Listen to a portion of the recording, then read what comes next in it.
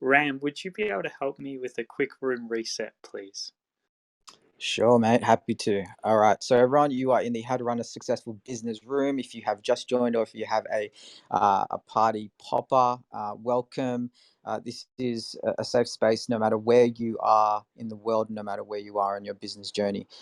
So, if you want to follow the club as well, you are in the What It Takes to Run $1 Million Club. Just hit the green icon there, the little Monopoly house. And definitely hit the bell icon on that house, just so you can get notified on the rooms that are held here. You've got amazing panel. Definitely have a scout around and tap people's profiles and follow the people, moderators or not, that you feel that you are value aligned with.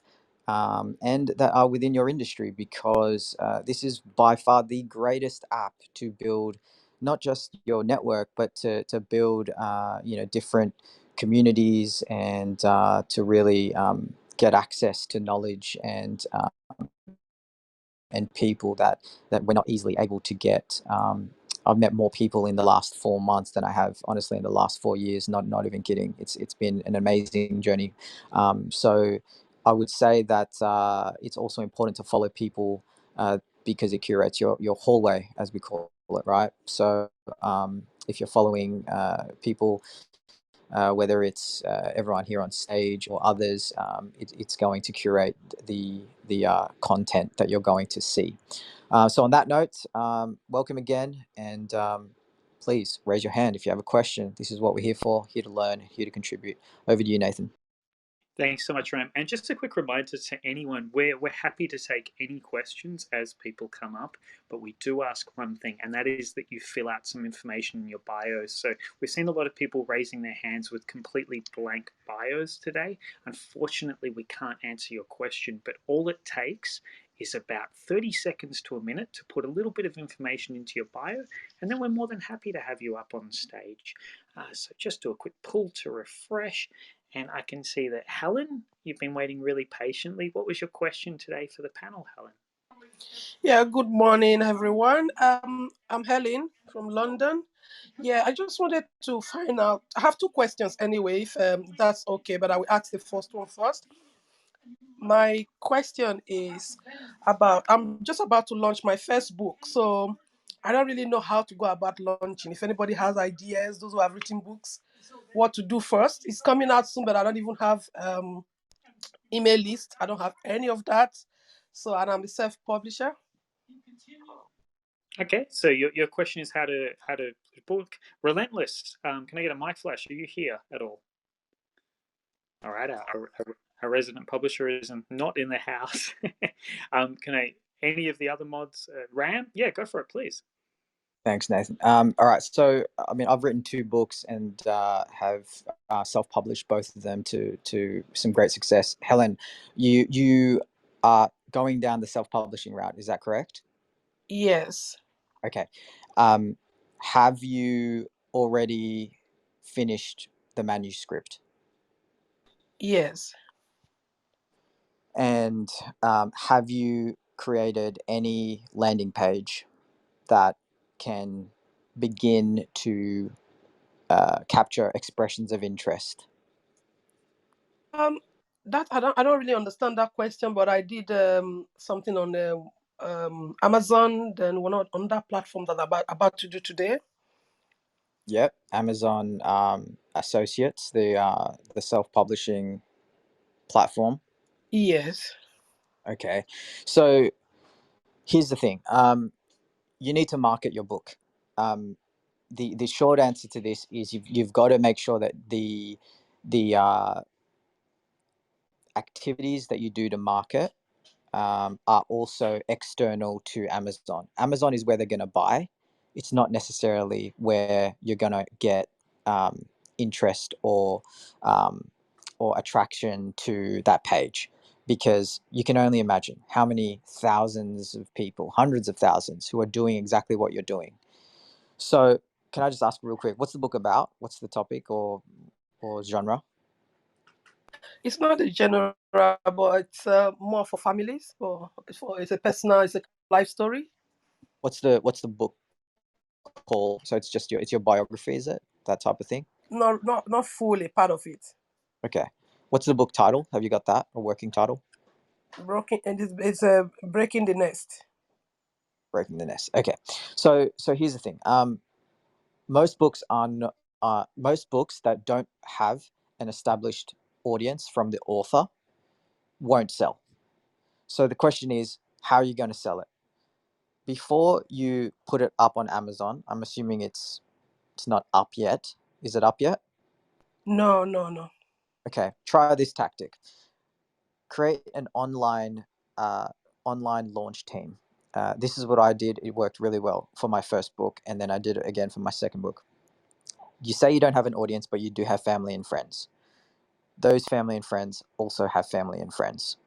What you want to do is you want to create a squad, basically. All right. You want to make sure that you've got some social media content. I can send you a link to mine and what that looks like. Basically, pre-written captions, tweets, images, anything that can help promote the book. On the launch team, you will have incentivization, such as get a free copy of my book. It's no different really to an influencer marketing campaign. Okay. You want to create a bit of a buzz. You don't have an audience, but you have people around you that might have an audience or will know someone that does. In short, you want to build a team, a network of people that can help you launch this thing. Okay, that's the short answer. If you don't have the audience, who has the audience of your audience? You with me? Yes. Okay, so Helen, your main task for the next month is to get as many other aligned people, start with friends and family, and build a launch plan. On week 1, here's my crew is going to send out this type of message. On week 2, here is what you guys are going to do next. This is just the quickest way to do it. Okay, you need to work with people who can influence your ideal reader. Right now, it's up to you how much money you want to put on this. But if you did have some capital that you wanted to spend, then you can also incentivize through that way or use Facebook ads or Instagram ads. But I don't want to overcomplicate this. Find people who have your audience, collaborate with others, and basically make it easy for them to share. And the only way to share is if they love your story so much that they just do it out of the goodness of their heart. Find a few of those people at first and then work from there. All right, this is Ram. Thanks. Thank you so much. I'm going to go to your Instagram later and just see if I can get, you said if you can send me a link of how you do the procedure you did your first launch, if that's fine. Thank you. I can say it now. You go to gettingamentor.com and then gettingamentor.com. That was my second book. Go to gettingamentor.com. At the top there, you will see share and you will see pre-written shareable content. Do something like that and then send everyone to that type of page and say, hey, I'm going to launch on this day. Help me share. Here are some ready to go assets, images, tweets, captions, post it on Facebook, LinkedIn. It'd be a great help. In exchange, I'll give you a copy of my book for free. Thanks. Great. Thank you so much. Thank you, Ram. Thank you. Helen, this is Doug here. I'm literally just launching my book now, and one of the things I'd really recommend as well is if you know anybody who has a podcast or radio show or anything like that, go out there and try and get on their radio show to advertise your book as well, doing a pre-launch as well. And also, if you know anybody, exactly what Ram was saying, in terms of if you know anyone in your network that has a big network, and you're good friends with them, maybe ask them to be one of the testimonies on the book and give them obviously a free copy of the manuscript beforehand. Let them have a little read and then ask them to be a testimony. So, for example,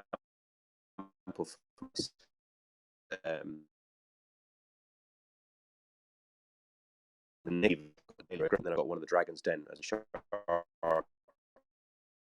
tank over in Dublin. If at all, you can get as a testimony who obviously, once the book is about to be launched, they will obviously help you in terms of getting the book out there to as many people of their network as well. That might really help you as well. But radio shows and especially podcasts can help you. So exactly what Ram said, which is perfect. And then try and maybe get on as many podcasts as possible, advertising, and hopefully when they advertise, you can link in them and link in everybody you know to the radio show that might have a network to get that out there as well. I'm Doug. I'm finished speaking. Hey, Doug, this is Thank you so much. Wait, guys, one at a time. Sorry, if you could mute. Sorry, who was first? Nathan, I just wanted to add one quick thing, and this is very important because so many of us want to write books, right? And I'm certainly one of them too, and considering my third book in the future. But here is the thing. Please understand that this is the reality of it. There is a massive brand play here, Helen. What I mean by that is when you are writing your first book, there is equity in the brand that you're building, not necessarily that this is going to make you profit. And not to say or suggest that that's even the motivator. Either way, it's okay if it is. We all want to make money from the stuff that we do. But all I'm saying is, Helen, you got to look at the long-term play on this. Is this the entry point to getting to know Helen? Because you might find that this is a wonderful discovery, acquisition entry point to your business. You got to think of this as an ecosystem. And I want people to actually understand that writing a book is a huge brand play. It positions you as an expert to some degree in a particular area. That's the real equity there, Helen. So and I don't want you to think, oh wow, I launched and I did all the things that you guys said, and a year from now I only sold 50 copies. In fact, you'd be lucky to sell 50 copies. This is just the honest truth. But what you're able to do is that you're a self-published author. You've documented your story. You've left a legacy for your family, and this is one of maybe the first 5 books that you're going to write in your life. I don't know. All I'm saying is don't stop at one book, because I want you to think about this as a long-term brand play, bigger than the money that you might get. But I do wish you all the greatest success. This is Ram. Thank you so much. Thank you, Nathan. Thank you, Ram. Oh no, there's still more to come. Relentless, are you still there, my friend? Hey, Helen, how are you? I'm great, thank you. Nice to meet you. I love your images on your IG. It says a lot. You're really focused on women. It's awesome. I'm known as the book whisperer because I've written dozens of books and been applauded globally for the same. And I'm going to tell you somewhat what everyone's saying. Your books are a business card to get you in the door, to get you to these next levels that you want. But I wanted also I'm saying I see you as an ambassador behind your initiative, and I'm wondering, do you have a podcast going? Actually, Annabella actually told me to start that. I'm working on that, just gathering myself together to start that. Yes. Okay, it's not as complex as it seems, and a lot of times you can overthink things. You get an intro and an outro, somebody that can do a voiceover for you, and you begin to have these conversations. Like right now, we're having a conversation. In theory, we're not recording it. I mean, we're recording it in our minds, but it's all good content. And so these conversations that you're going to have about your initiatives, right? About all the different things that you're concerned with regarding women. These are daily conversations women are having already. So what you want to do is package that in a podcast where you're doing it consistently, maybe once a week or twice a week, or you can junket a number of interviews during a time block. So let's say you're going to do them on like a Wednesday after work, where you have people set up, you have a list of people, and you have them set up to do, say, 30-minute interviews with you, and so you block out 2 hours to do these interviews. You're going to run over, I'll tell you that, because people get passionate about what they're talking about. But this is a way for you to collect and curate the content that you need to really to bring it home. Meaning, like, go see Helen, or go listen to Helen, or go connect with Helen regarding these issues. This issue or these issues. So I just wanted to say, definitely be the ambassador behind your initiatives. A book is just another sort of device to bring people your way, as as the brand leader or as the ambassador. And then, of course, a lot of the issues you're talking about are very personal, right, and private. And so audio is the best place for that, because a lot of times, women may not want to be seen to speak about these things, some of the important things that you're talking about. So there's that. And then, of course, you have video beyond that. But in all, I'm going to leave you with saying, like, when you're spreading a brand or you're building a brand, you have to cover all the senses, or as many as you can. So that's why we talk video. That's why we talk audio. That's why there's Pinterest and Instagram and Facebook, because you want to get the audio out, the video.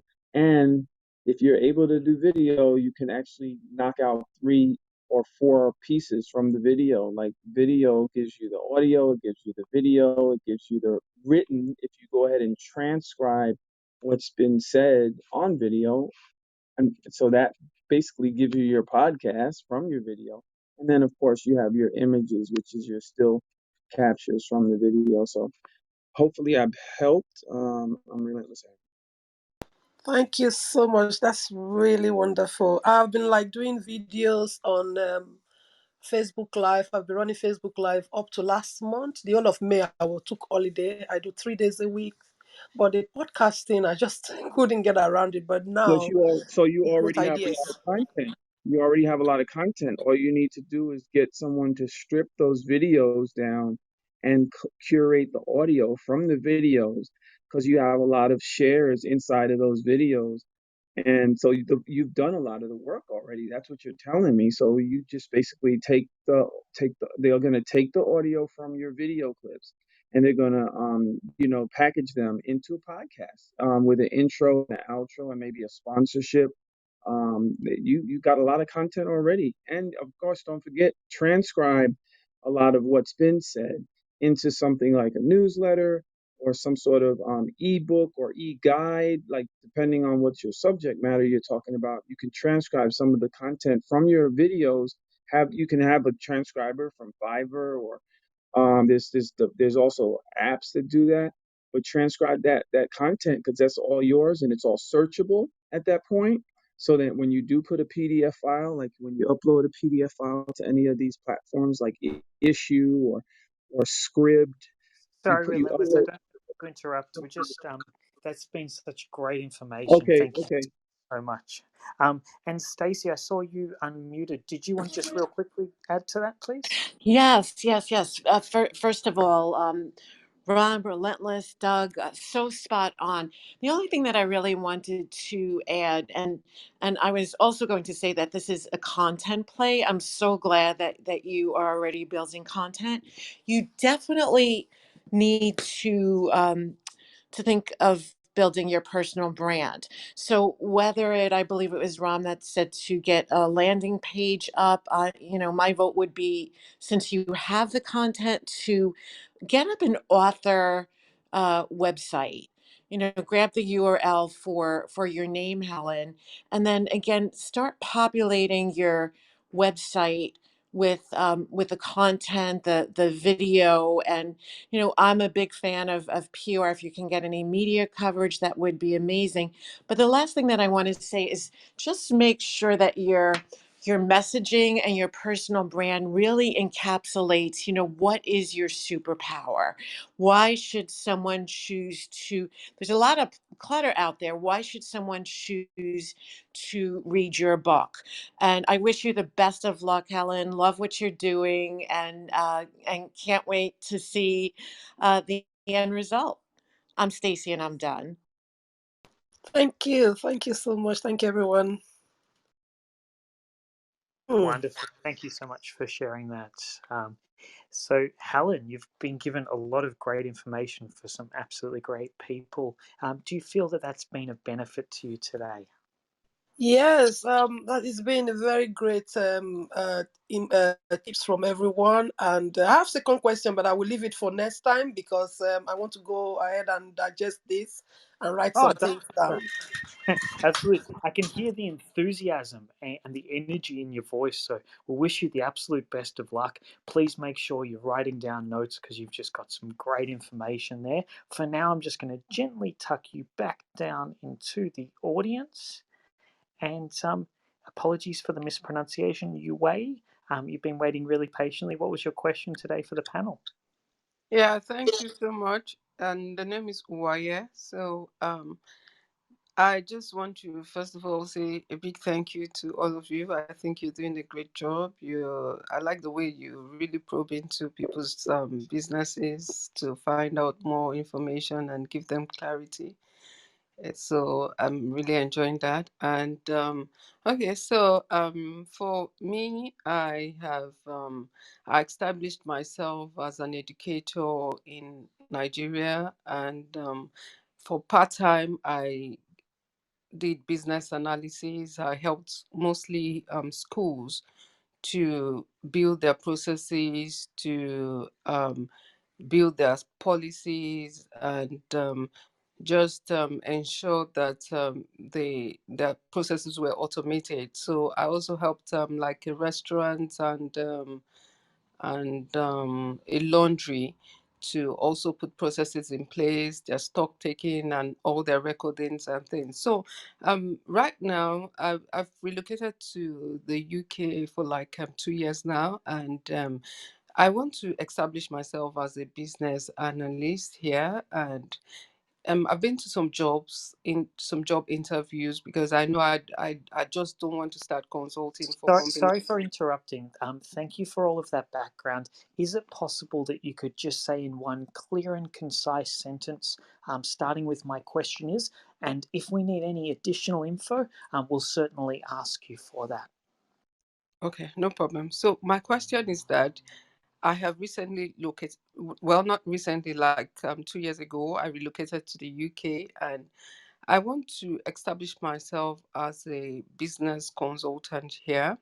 But because my experience is mostly in Nigeria, that won't be like an easy thing to do. So I'm trying to get a job so that I can have some kind of experience in that field first before I start to do my business consulting.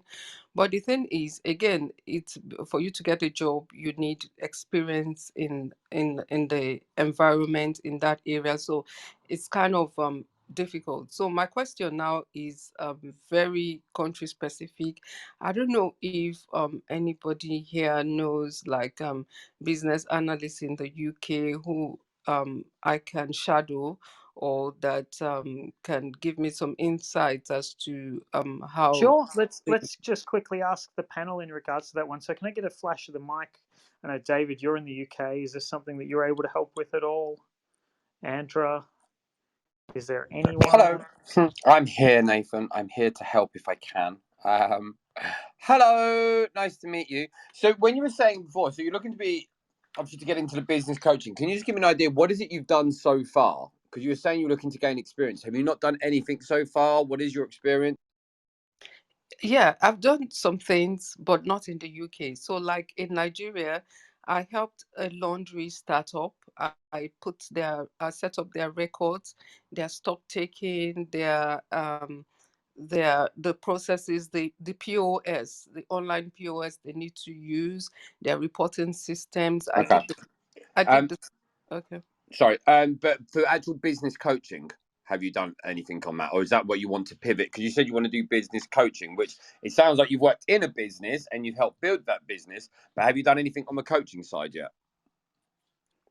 No, it's more like business analysis, finding problems and profiling solutions to their processes and their problems or their issues. So what I would suggest to do, rather than looking necessarily at the business coaching side of that, you want to look at the actual pain points you fixed within that business, then go off and niche down into similar businesses that you've done that with before. So, for example, with the business that you helped before, you can actually go and find a list of those businesses in the UK near to where you are, or you can work remotely, and you can contact them and say, hey, this is who I am. This is what I do. These are the pain points a lot of people face at the moment. Have you got similar pain points at the moment that you're working on? Now, that's a very crude way of doing it, just for the simple fact we're trying to keep things sort of a couple of minutes. But if you really work out a base strategy out there, and as you move forward, it gives you the ability to help with more pain points. Too many people now get caught up on a title. I'm guessing you know who Tony Robbins is, right? Yes. Okay, so Tony Robbins didn't do the big thing he does now initially. Initially, years and years and years ago, he actually helped people give up smoking. That was where he started. And over years, he's added on all these other skill sets that were out there. With what I coach with now, not put myself in the same category as Tony Robbins, but with what I coach now. So I was in sales for a huge amount of time. Then I started helping build teams. Then I started moving through. Then I had my own businesses. And at the end of that, I was at the ability where I use the business coach name, because I could go into most businesses to find results based around the sales, etc., etc. So where you're at the moment is great. It's good having that experience, but you've got very niched experience. So use that as a strength rather than a weakness, and actually create a top 100 list. Find 100 companies out there, their names, their details, where they're based, that are around the same size business that you helped previously. Then break down in precise pain points exactly how you help them, where they were before you, where they were after you left, and then build a foundation and a structure on the steps that you took that through to make that unique to you. Then you can go off to these people and say, hey, this is what I did for other companies out there. Most companies have suffered the same. Do you suffer this? And if they say yes, great. You have a conversation and you build up some interest. Now you can work out based on the results that you can get them, what you should be charging them. But you can also quite simply, off the back of that, as a test pilot, set up a beta program where you go out and you actually negotiate testimonials and even referrals off the back of this. This will give you a showcase then to go to further businesses. You can use those referrals to go and get more business. But that's really where you want to be starting out at the moment, because you want to get yourself quick wins, quick victories, and pain points that you've got experience in helping. I hope that helps. Yes, it does. But I'm also looking at an opportunity to shadow somebody who is already doing it, so I don't just want to start doing things the way I've always done it. I want to be sure that I'm following the regulations here, and I'm charging the right fee. I'm doing, following the right processes. So I Big was difficulty. thinking, Go on. so I'm wondering how to find people to shadow, Yue, this Yeah. is Yue. I'll introduce you to someone. She's the lead analyst at HSBC in London, under one condition, that you're going to promise me that if I introduce you, that you're going to work, right, Yuawe? I cross my heart, hope to die if I Yeah. don't. So I just wouldn't introduce anyone to her. She's a good friend of mine, and I just was kind of just listening, wanted to hear what you were saying, but I can hear the sort of determination in your voice. So we're gonna do the intro on LinkedIn.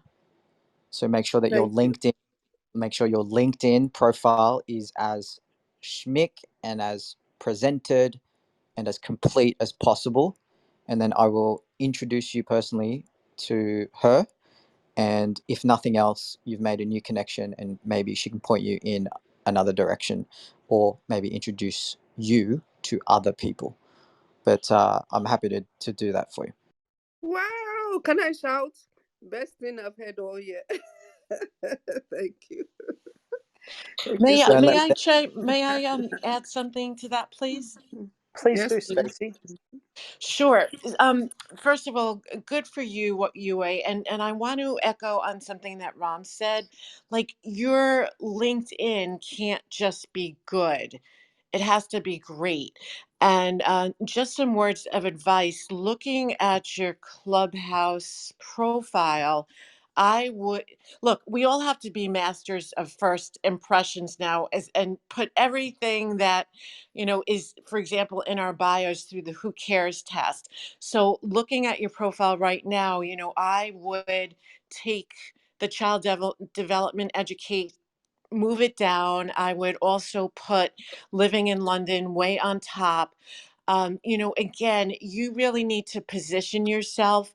A business analyst is someone that has a certain set of skills and adds value. So I would make that prominent and just be very careful. Get into your mindset's brain and figure out what is going to be your value to them, and then take care of your bio, your LinkedIn, and just make sure that it is not just good, but it's great, because it's going to make a first impression like within 10 seconds. I wish you the best of luck, Yue. Thank you so much, Stacy. I really appreciate this. Thank you. Thank you, Rom. Thank you, Stacy. And thank you. One other person responding at the beginning. Sorry, I didn't get your name, but I'm so grateful. Thank you. I got really good feedback here and I'm empty. Thank you. Wonderful. Well, that's great to hear. So, what I'm going to do, I'm going to gently tuck you back down to the audience, but don't forget to follow all the people that are giving you advice. Heck, follow everyone on stage if you feel that grateful. So, thank you so much for your question and best of luck to you. So, next up, I'm not going to attempt to pronounce your name. If you wouldn't mind unmuting, and what's your question today for the panel? And if you could state your name so we can pronounce it for you. Hello. Thank you for giving me the opportunity to speak. My name is Anika. Thank you. Anika, lovely to meet you. Thank you. So actually, I'm an entrepreneur from India, and I have a zero waste cosmetic and skincare brand, which I've bootstrapped it in last during the pandemic, and we have an MVP ready. And my question for today is that I'm wanting to make my brand as a global brand, and I'm wishing to I'm looking forward to start like FYOC stores, like fill your own container stores across the country and in a global level. So what is this? What is that something that I can do at this stage? For making this happen. Okay, so it's a cosmetic brand and you've just started and you want to go global. Srujan is flashing his mic. Yes. Yeah, go for it, Srujan. Hey Anaga, this is Srijan.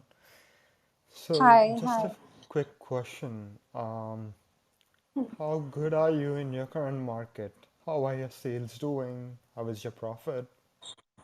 Okay, I'll tell you, like, we have just started in like 6 months, and in 6 months I could get like a remarkable profit, and we have more than 51 distributors all across Understood. with. Hmm. So which countries are you trying to enter?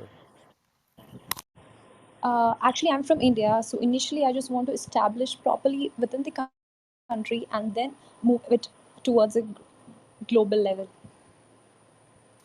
Understood, because I thought I heard in your question that you want to do both of them simultaneously, which might not be the right way to go for it. So I would first focus on planting your roots in India and trying to cater the market and expand your market in India. So is it a B2B or a B2C? It's a B2C. We have omni Okay. channels. How are you currently selling your product? Is it through social media or is it through word of mouth? Is it a mix? There is a website sales and there is retail sales that is through distributors. That is what currently happening. So you said there's a website and there's also a retail aspect to it where it's a B2B. No, it's not like we are selling it to the retail stores and they are directly selling to the customers. Like there are so many stores across the country which sells cosmetics and skincare products, and we are just selling it to them. And one of the key factors So of my business is zero waste, and I want to introduce this model to the whole world. so if you're selling to the retailers, that is B2B, right? Yes, in a way, it's a B2B. Okay, understood. And what kind of a challenge are you facing with respect to, expanding your growth and the number of customers?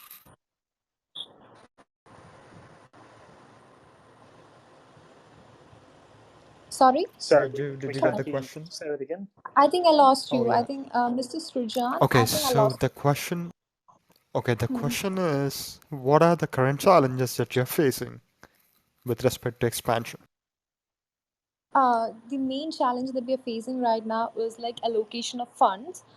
Because as I told you, like I'm planning to start FIOC stores, like fill your own container stores, where people can come, like they can directly take their containers, the initial containers that we gave in. Like all our containers are from bamboo and aluminum, which is like recyclable, and we have a recycling unit by ourselves. So I was planning to start our like FIUC stores across the country country, so that this massive beauty in the waste that the beauty industry generates could be eliminated, and it can definitely achieve sustainability. Okay, so if I understand you correctly, you are trying to shift from the B2B sales to starting your own stores in India. Is that correct? Yes, yes. Okay, great. So, what is your challenge in that? Is it getting the investors? Are you short on cash, or is it the logistics, or what is it? It's the investors. How I like, I'm not able to find the right. Maybe there are like, even if I could find, there are like people who wants me to do it in a mass scale and to produce goods in a So Srijan, we're losing the everything involved, connection. I'm just going to which mute I this. definitely. Sorry, we're having a bit of trouble with the connection right now. So maybe you want to go to an area with a bit better mobile reception. What I'm going to do is I'm going to mute you for now. But if you get better signal, we'll loop back around and try again. So just excuse me. Okay. So Andrew, you've been waiting really patiently. What was your question today for the panel? Uh, hi, hi everyone. Hi, Andrew. Uh, What was your yeah, question today for the panel, please? okay. It's me, Andrew from Nepal, and I'm into the education sector. I'm sending Nepalese student to abroad for their further study. Andrew, So so what was your question? Sorry, would you mind to start with my question is just the question. If we need more info, we'll ask you, okay? okay. My question is that I'm in student to abroad for further study from Nepal. In this situation, what do you feel that is this business going to be a longer base, or do I need to think about other alternative business? I'm quite confused on this situation. Okay, did anyone need clarification? Ram, did you catch that? I'm not sure if Not at his mic all. is... I didn't catch that at all. Okay, so I couldn't I wasn't interpret sure. what was being said. If he could ask it again, please, with a bit more succinct specifics as well. Thank you. Okay, let me repeat you. I'm from Nepal, and I'm working on education sector, and I'm helping those Nepalese students to going to abroad and for their further study, future study. So in this situation, this business going to be sustainable for the long term or not, because of this COVID? Almost 2 years we are closing our business. So I was thinking that to think about other alternative business, but I'm not sure. What do you suggest me? I'm just willing to know. All right, Andrew. This is Ram. So you currently have a service that is helping students in Nepal, placing them in international studies, Absolutely. studies abroad. Okay, I hear you. So the question around, is this going to be a sustainable business, it really comes down to a few factors. How much does it cost for you to to place someone, right, to pair them with a university or an institution overseas? You're organizing them, you're helping them with their application, the prerequisites, all of those things. So you're putting in time and experience, expertise, and there's money involved there. How much are you charging these students versus how much it costs you to deliver that service? Okay. Yeah, Currently we are not charging any amount to the student, because we used to have a agreement between university and with us, so okay, that university provide us some commission. right. And do you have that now? Do you have those deals you to do this Yeah, service? I do have, but in this situation, since almost 1.5 year, we are not sending any student to the abroad. I hear you. All right. So you got to pivot. Um, the opportunity is still there. It just looks like virtual education is the expanding market. All right. So, Andrew, you've got to now flick your brain into how can I funnel students from Nepal into international education still, but the delivery is not the problem. It's how you're positioning this, because the need is still there. A student from Nepal would much rather be able to do a few modules, let's say even a 6 months worth of semester at Stanford, right? Or Brown or Charleston, like UCLA, to get that under their belt. It's still valuable for the student. So the question is, how are you now fitting in to the process? Because the need is still there. There's still organizations that are still, they've all just pivoted to virtual education. That shouldn't affect you helping universities overseas being the go-to contact for the Nepalese students. You've got to look for those lucrative partnerships. You've got to look at what is the competitive advantage for the Nepalese student. You've got to look at why would overseas universities intake Nepalese students. You might want to hero Nepal. You might want to hero what are the, is it, I don't know, the next tech, is it the next tech country or city? You know, you got to find the competitive advantage here. You've got to position. I think it's a brand. It's branding Nepal and positioning them as, here is the growth opportunities in the market of Nepal. Remember, you're not just delivering X amount of students to UCLA or Stanford or whatever. You're delivering the outcome by supporting Nepalese students. You are supporting a growing economy. You're supporting our greater economy for this region. You're supporting, you might want to hero other successful Nepalese students that have gone through this program or this partnership that you're able to facilitate. I don't know. There's a lot there. You gotta work through it. You gotta do some research. You gotta find where is the market opportunity. But there are a couple thoughts to get you going. This is Ram. Thanks. Okay. Thank you, Ram. Thanks so much for sharing, Ram. Did any of the other moderators want to add? Callum, you're flashing. Go for it, mate. Just to add to Ram, there are two drivers that are driving international students. One is obviously the need for education, and the second is immigration. The Australian market is an example. Australian market compared to Canada, US as a primary market.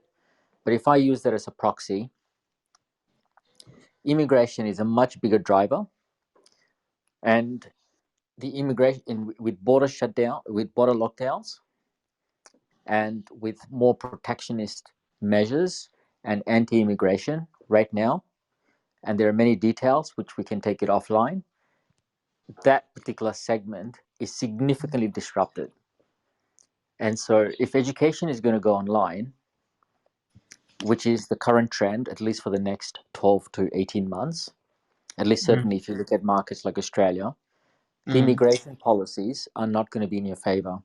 So there is a good chance that it's going to take a while before immigration policies catch up. Secondly, the second issue you have is we have invested into a company internationally that is also disrupting through technology that intermediaries that participate between international students and the universities. Historically, it's been traditional multi-tiered agencies and brokers, and technology is disintermediating it. So my suggestion, my 2 cents would be consider alternative scenarios so that you don't get disrupted by those other two drivers, in addition to what Ram talked about. This is Callum, the AI Venture VC, and I'm out. Thank you. Thank you, Gavin. Thanks, Callum. And thank you so much for coming up on stage. Andrew, I'm just going to I'm assuming that's been quite a lot of information. Do you feel that that's been of benefit to you? Yep. Yes. Wonderful. Well, I'm just going to gently tuck you back down into the audience. And I just wanted to quickly check. And Naga, is your internet connection a bit more stable now? Yes, I think so. I think it's stable now. Am I audible? Yep, loud and clear. So, Sruja, did you want to finish off your conversation and then we'll wrap it up to move Yes, on to the next? yes, definitely, Yes. definitely, definitely. So I think as I've already introduced I'll just jump into my question, which is how do I find the right investors who cares about the ethics and moral value that is associated with the brand and which I'll I'm not stop willing you to right change? there if that's okay, because I want to get more insight into your thought process. Um, so basically, right now, India is in the midst of a pandemic, and the brick and mortar stores, are not opening anytime soon. So, what makes you think that it might be a good idea to open a brick and mortar store at this time? Because I thought looking into the businesses that were running even in the decades, like from the decades, something I've seen is that the major businesses have bloomed during the after the pandemic. And if I started it today, like in 2 years, it can just bring massive results. So like planning for FYUC stores right now, and I'm implementing them in next 1 year. I think it will be great. And considering the current scenario, I think the country will be catching it up in like next 1 to 2 years when whole population gets vaccinated and stuff like that, because we get to see that from the whole world, and I'm hoping for the best. Understood. Okay. So, just a quick question. Why don't you start with one single store in your hometown and test it out? Like, why do you want to open multiple stores across India at the same time? Because if you get in investors at an early stage, you could potentially lose on a big opportunity of, you might be undervalued at this point. But if you start your own store and show some successful results by bootstrapping, you might be in a better position to get in investors or even sell your company. Yes, that is also very insightful. I've thought about it also, but right now I'm just focusing on like how can I just expand this network and how to build this brand initially, and later start the stores. That's why I was just intending that I'm aiming for starting to like start the FIOC stores across India. And the thing with starting one store, I think it's a great idea. I think I'm definitely going with it. I Okay, would let's Wonderful. like. stop you right there. Srujan, I'm Okay, just going one to cut you second, off there. Nathan. Nadia's just been flashing her mic continuously. So what we're going to do, thank you so much. Nadia, you're up first. Nathan, Angela, I is it also okay saw if that I you were on mic. finish? So we'll Or go Nadia and then we'll go Angela, please. Hi, Hannah Good. This is Nadia, the media architect speaking. So I looked at your website and I've advised many companies that were in a similar situation. And what I don't understand, you have a really great story. Why don't you use that story? You have not just a product, you have a very valuable, good story that is like a good news story. You need to be in the media. And with media, it starts when you say, oh, it will be tough for me to get in the media. Well, first of all, I don't believe that. I think because you really have a good story, it should not be too hard to get in. But it starts with social media. Why don't you have an Instagram? Why don't you have on your website testimonials from satisfied customers? Why don't you have some facts to underscore what you are doing visible on your website? The website is very plain, beautiful. You don't even make 20% out of it. You don't even leverage it to 20%. And so what I would like to see right away, and that will attract investors. I've seen it a gazillion times, so it's going to happen. You need to first connect your Clubhouse to an Instagram. I want to see your product. I want to see people talking about it. I want to see people that are happy customers talking about it. I want to see you talking about it. I want you to do reels. I want you to be active on Instagram. And parallel, I want you to attack the media. I want you to approach magazines, blogs, anything remotely that deals with beauty and sustainability and understands a great message and a great product when they see it. That will then give you a much better presentation when you go to any investor. In fact, investors might come to you. So that is something that you can do right away, cost you nothing. But that is what all the beauty brands do, and all the new brands. They go on social media and promote the hell out of it.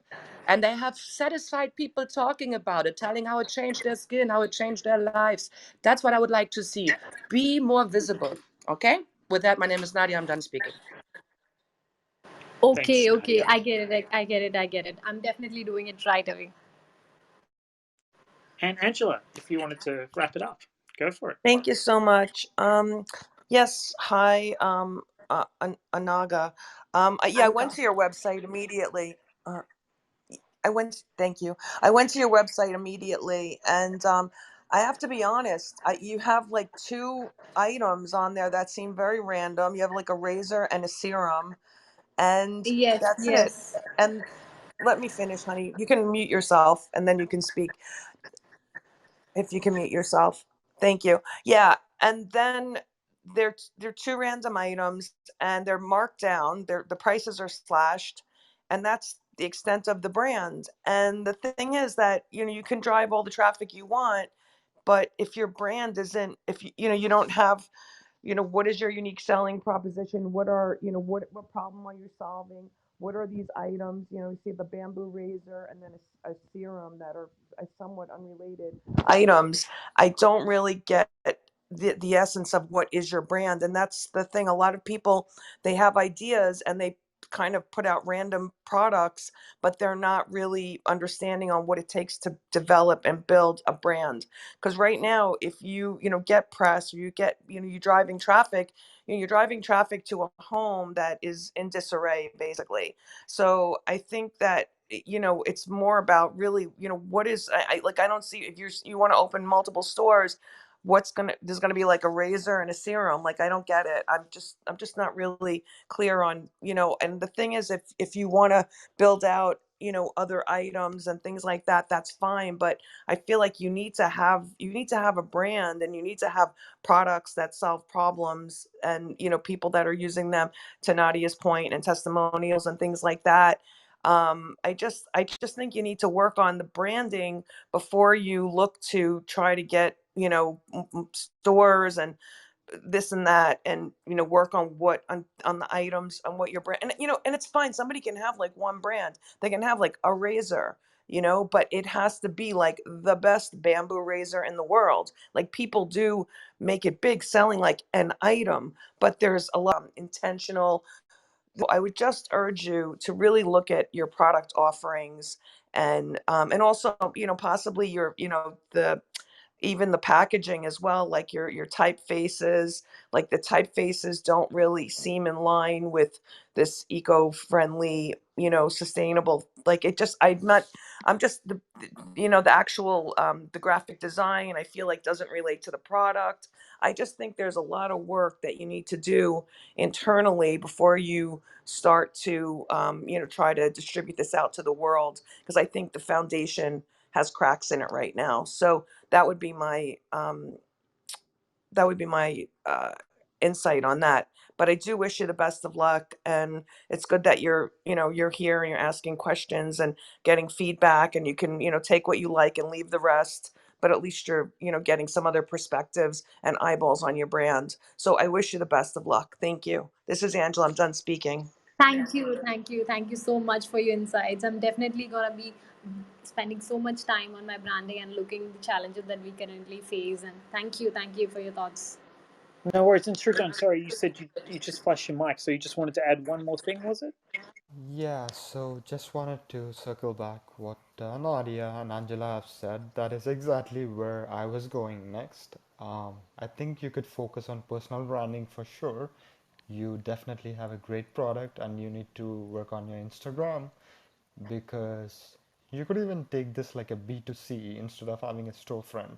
So think about that aspect. Try to get back to the whiteboard, chalk out your strategy, and definitely take the advice that you got. But what I observed is that whenever you hear something like a good advice that resonates with you, you are like, I will do it right away.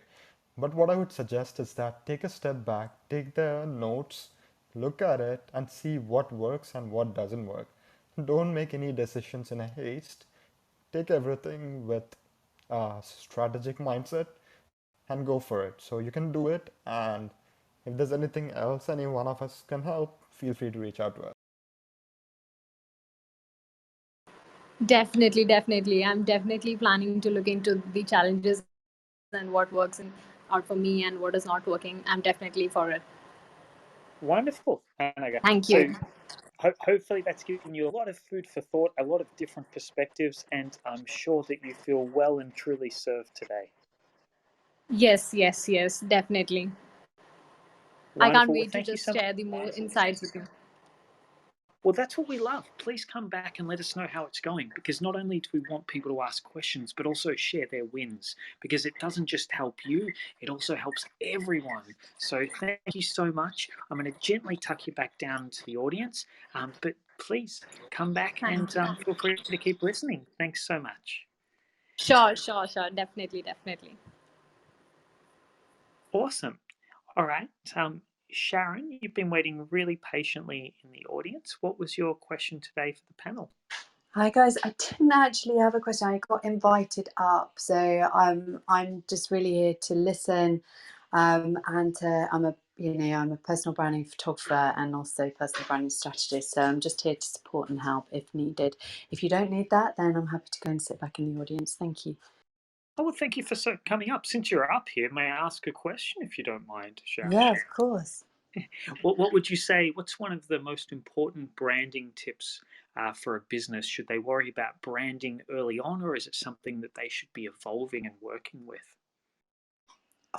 I would say a bit of both, really. I think that, when you're starting a business, it's for me, it's certainly important that you have some kind of brand strategy. You have a direction in which you're heading, that can also evolve over time, because often we don't always know what we don't know. So for me, it's about having some kind of clear direction, and this is what I do when I'm with my clients, is that we set out a strategy and a plan of how they're going to take their business forward. So what are their brand values, for example? How are they going to reflect that visually in their social media marketing and in their website and things like that. So for me, it's kind of a little bit of both. I think you need to have some idea and some clarity around how you want to represent your brand, but that of course can potentially evolve and change over time, to reflect, as your brand grows. Those would be my thoughts. Wonderful. Well, thank you so much. Please feel free to stay on the stage a bit longer. I'm sure there'll be some questions that'll pop up if you don't mind. Yeah, And of course. Thank you. wonderful. And to Clayman, you've been sitting on stage for quite a while. Did you have a question, or are you there? If I can get a mic flash if you're on at the moment. No props. I'm just going to gently tuck you down into the audience. And David, what was your question today for the panel? Hello, David. Okay, no problems. David is a little bit shy at the moment. Since we've got some new mods that have stepped in the room and we've got a lot of people here, it's been a little while since we've done a quick intro. If we can just do a quick 15-second intro for everyone that's active. Can I just get a flash? Can everyone just flash their mics if you're on the stage and you're active? David, I can see that you're there. Ram, you're there. Angela's here. Dan, the man himself. Lee, very quiet. Callum, Hannibal, lovely to meet you. Wonderful. All right, let's start with our very own Angel in the house. Please go ahead. Thanks, buddy. Hi, everyone. I'm David, the Sales Angel. I am a UK-based international sales and business coach with emphasis on sales. I help people navigate the stormy seas on generating deals without all the weird, ucky feeling about sales and selling. I used to suck at sales, and now I help people really master it. So if you're stuck, if you're not sure what to do, hit me up. I've got loads of free stuff I can send out to you, and I'm just here to contribute between meetings as and when I can. Over to you, I guess, Ram. Thank you, Mr. Sales Angel, the one and only. My name is Ram. I'm from Sydney, Australia. For those that might not know me, I am a business coach, an advisor, and an investor that helps business owners get unstuck. Having done so for the last 16 years, I started at Ogilvy, held roles as head of digital design at Saatchi & Saatchi, servicing Amex, Qantas, and Toyota. Previously, I was design director at DDB, servicing McDonald's and Audi clients. So really, if you are overwhelmed in your business, you might be in options overload, or you might be not knowing where to start in your customer journey. And no matter what your business life cycle is, I'm here to help you in that regard. Thanks. Over to the next mod. All right, who's next in the line? Shrujan, you're no longer here. Paul, are you here? No, Angela, go for it. Thank you. Yeah, hi, my name's Angela George. I'm based in New York City in the Hamptons. After 4 decades in fashion, founded 3 successful companies and a brand. I now coach and consult individuals to help them with their personal branding, business branding, identify paths to growth, and just help them with overall strategy. And this is Angela. I'm done speaking. Thanks so much. Dan, come on, give us the horn. Go for it. Well, this is awkward, Dan. To my mic, and then you said get the horn. So I was pulling my horn out. Good morning, everybody. What is going on? This is Dan Monahan, your average freedom crusader, here to inspire where I can. Got a little bit of tech skill, and a little bit about a lot. Mainly my focus is building websites and funnels. I would say that's what I'm an expert in. I know a little bit about a lot of other stuff too. But this is Dan. I'm done talking. Dan, you got to work on your intro. It's just not exciting enough. Financial quarterback, Pasquale, Phil, Stacy, go for it. Yeah, Dan is a very hard act to follow, but I will try. I don't have a horn, Dan. Hi, my name is Stacy. I am founder and owner of full service PR marketing firm in New York with offices in Connecticut called Co Communications. We have a very diverse client base, real estate, healthcare, education. Our sweet spots are branding and public relations. And I am extremely passionate about helping individuals and businesses building and amplifying their brands. And great to be here. I'm Stacy, and I'm done. Oh, Stacy, you got a horn. You made my day. Thank you. Well, that's see, Lee. Now it's you that's going to struggle because you can't beat the horn. But go for it, please. I'll try. Thanks very much, Nathan. Hi, everybody. Good morning, good afternoon, good evening to wherever you are in the world. My name's Lee Duncan. It's always a pleasure to be here and help out. Fantastic room, as always. I'm a full-time professional boxer, and I'm also in business in the health and wellness space. We run online platforms to help corporates assist their employees in all things health and wellness. I'm happy to help out with any questions you may have. If you're in the audience, feel free to pop up and connect with me. Hit my bio, and all my information is also in there to connect. And I will pass the mic on to the next person, which is Pete. Thank you very much, guys. I'm complete. Thanks so much, Lee. Hannibal, did you want to unmute and introduce yourself, please? Is Pete next, or I can go if Pete is not next? Pete just sits there silently. He's the strong silent type, but he's not here at the moment. That is hilarious. Well, my name is Hannibal. Thank you very much. I'm the executive director of FICO Finesse. We do affordable and effective credit repair. Our mission is to help you guys have ownership of homes and businesses. The first link in my Linktree bio is to have a free credit analysis where I go over all the 5 factors of credit, how to improve it. I go over everything that's inaccurate on your report. If it's not 100% accurate and verifiable, we use consumer protection laws to remove it legally. I have a pay per delete option where after you enroll, you don't pay anything until your negative items are actually removed. And then it's just $50 per negative item. So you'll be paying for results after it happens. Please tap in with me if you have any questions, and I'm here to offer value. I've also been a realtor for 9 years. Thank you. Thanks so much, Hannibal. Callum, please introduce yourself. Hi, I'm Callum from Sydney, Australia, with a green background. I'm a venture capitalist. I manage two funds. Our first fund founded in the US and Asia that looks into health and health technologies. And our second fund is AI-centered, AI technology-centered, focused on B2B, number of industries, marketing tech, HR tech, and we love tech. We invest across Australia and in the US. Prior to coming into VC world, I spent many years at Microsoft, part of the worldwide team, and I've been involved in setting up incubators, accelerator across markets, Asia in particular. And I've been in big tech and big four for a good 20 years prior to that. This is Callum with a green background and from Sydney, Australia, and I'm out. Over to Andreas.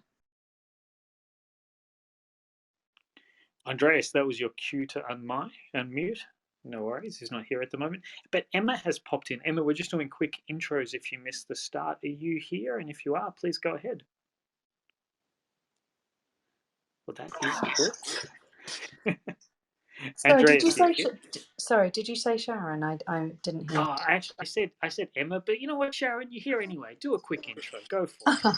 Thank you. Hi, I'm Sharon. So as mentioned earlier, I'm a personal branding photographer and also a personal branding strategist as well. I also do virtual shoots, so I can photograph anybody. Wonderful.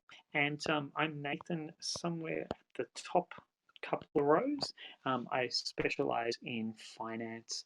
I work with property investors and investor in multiple businesses as well. So as you can see, we've got a pretty diverse panel up here today.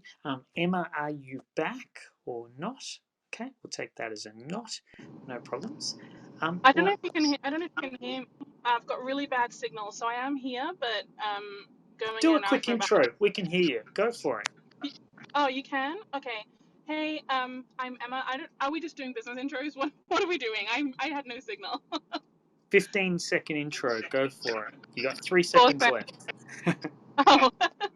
Hey, I am a business consultant and marketing strategist for female coaches, consultants, and service providers. And if you have questions about marketing strategy, funnels, social media, growing your online business, hit me up.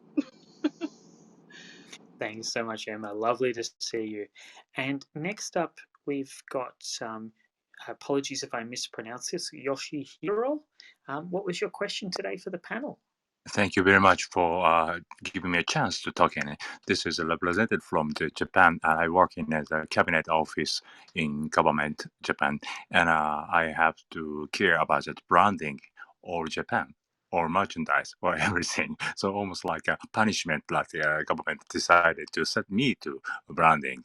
But anyway, I'd like to say thank you very much for having this opportunity to talking and introducing myself. I working like this way, and also that bio, you can recognize that I work too much. But anyway, thank you very much. I've done. Did you have a question at all today for the audience? Oh, excuse me. The most question I forgot is how to be a moderator in this wonderful room. Anyway, this is only one question. Thank you. Sure. Well, feel free. You can reach out and DM myself, or the best person though would be the lovely lady at the top, who is the pivot queen, Kate. And feel free to jump on her Instagram and send her a direct message. But great question. Thank you so much. I'm just gonna gently tuck you down into the audience for now.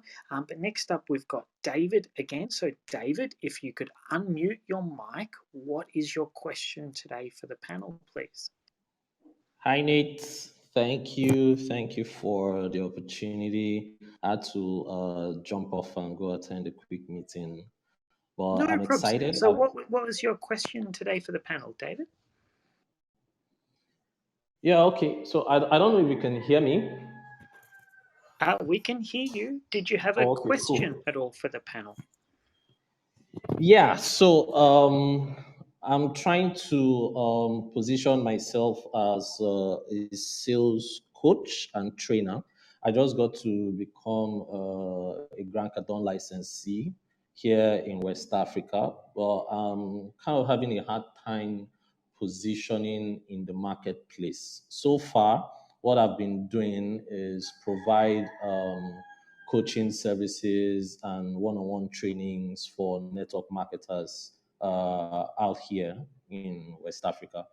But I need to scale that, but I really don't know how best to go about it, or how to put myself out there and take advantage of the licensing thing. So that's my question, and I'm done speaking. No worries. Thank you so much for your question, David. So, are you here at the moment, Sales Angel? Because this seems like Sure thing. Go for it. Do your thing. Oh, who is I talking to? David. Hi, David. How's things? So you're doing the licensee stuff for Grant Cardone. So you're reselling on the Grant Cardone University, or are you selling on all the services? On all the services. So Cardone University, merchandise, specialized trainings, in-house trainings. Yeah. Okay, cool. So being part of the licensee side, aren't you getting training all the time anyway? Yeah, sure. Absolutely. Tons and tons of training. Okay, cool. So where do you find the breakdown of a bottleneck is between getting all of that long end training to actually actioning?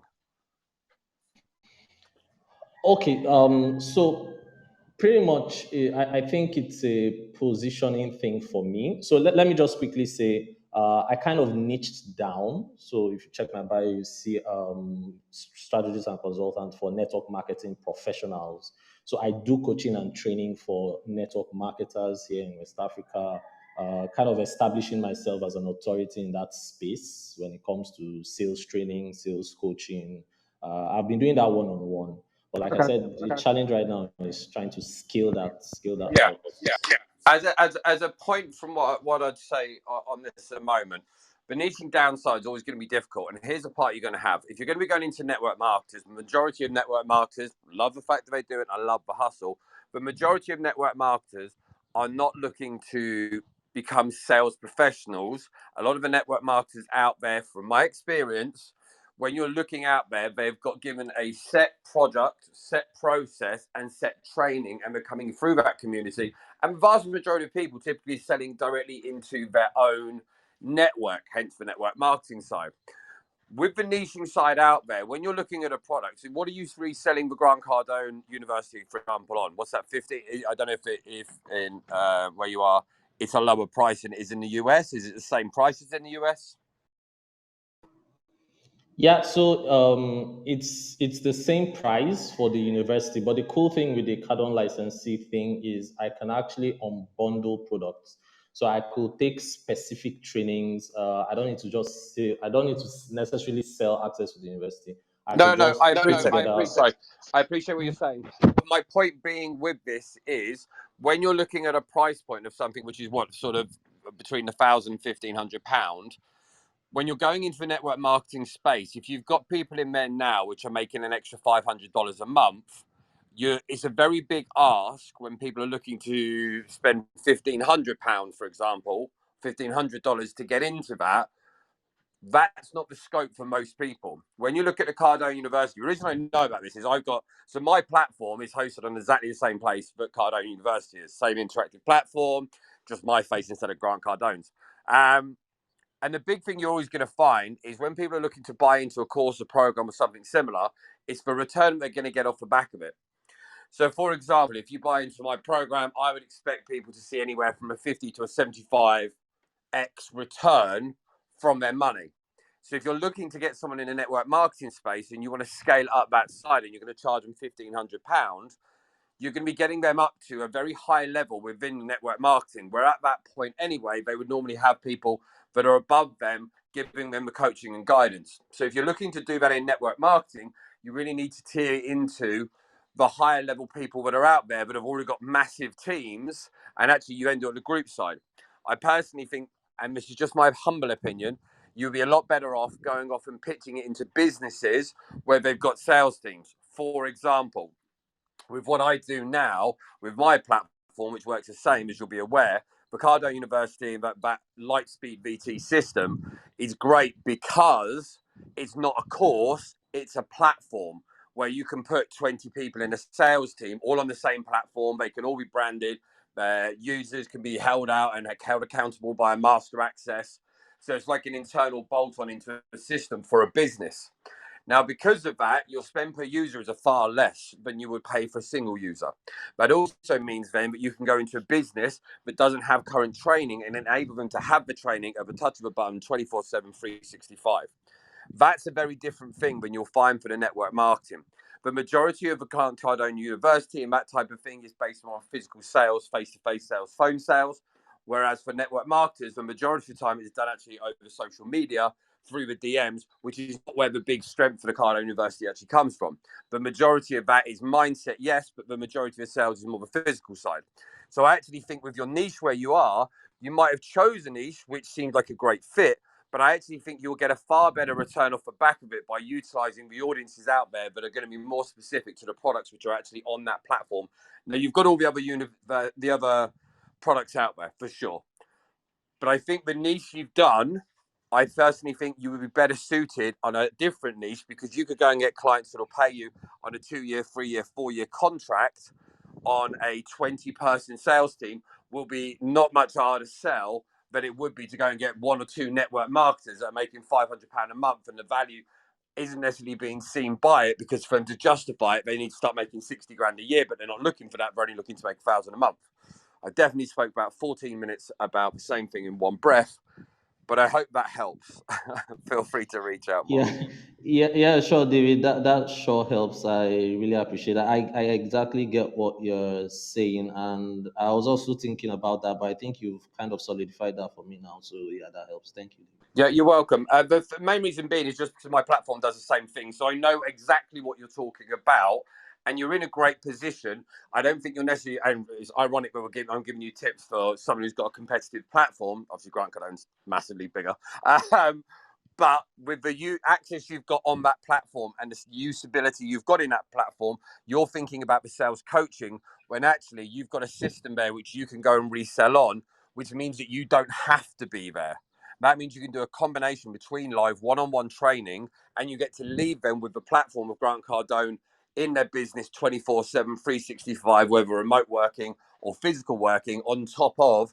And so you sell that as a package with your services and with the ongoing training through the university as well, which is a far more interesting one. You're trying to sell a product based around you being the one-on-one coach, when that's not what they really need. A lot of them will want the ongoing training rather than just having one-on-one. Build it together as a package and you're off to the races. And if you decide to leave Grant Cardone's licensee, come and let me know. I love this. Love the Thank you, subtle David. plug there, David. That was great. Paul, you also wanted to share something. Please go ahead. Hi there, guys. I don't think I can add much to what David said, so I'm not going to add in, because I think I'll be repeating quite a bit of it and not making the points as eloquently as he did. So I'll stand down. Thank you anyway. Wonderful. Well, David, you asked what you thought was a simple question. You just got an entire master class on that. So I hope that's been of benefit to you. Do you feel that was able to serve you today? Yeah, sure. Absolutely. That David kind of just hit the nail on the head for me and provided clarity. I think I absolutely know what to do now, and I want to appreciate you, David. Thank you very much. Wonderful. Well, we wish you the best of luck, David. So thank you so much for your question. And I'm going to just gently tuck you back down into the audience. And Lady C, I can see that you've actually popped into the room again. Was there a question that you've got today for the panel? Okay. Next up, we have Connie. What was your question today for the panel, Connie? Okay, thank you for having me here. So I'm surrounded by brilliant people.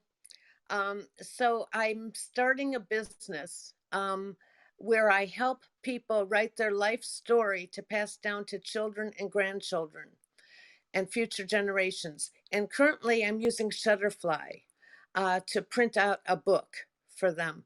I'm just trying to think, does anybody have any connections with other printing services so I don't have to use Shutterfly? Okay, so Any of the mods, does anyone have connections with printing services at all? Can I get a mic flash? I don't have any print subs, so I just want to say hi to Connie. Hi, Connie. I knew I recognised your voice.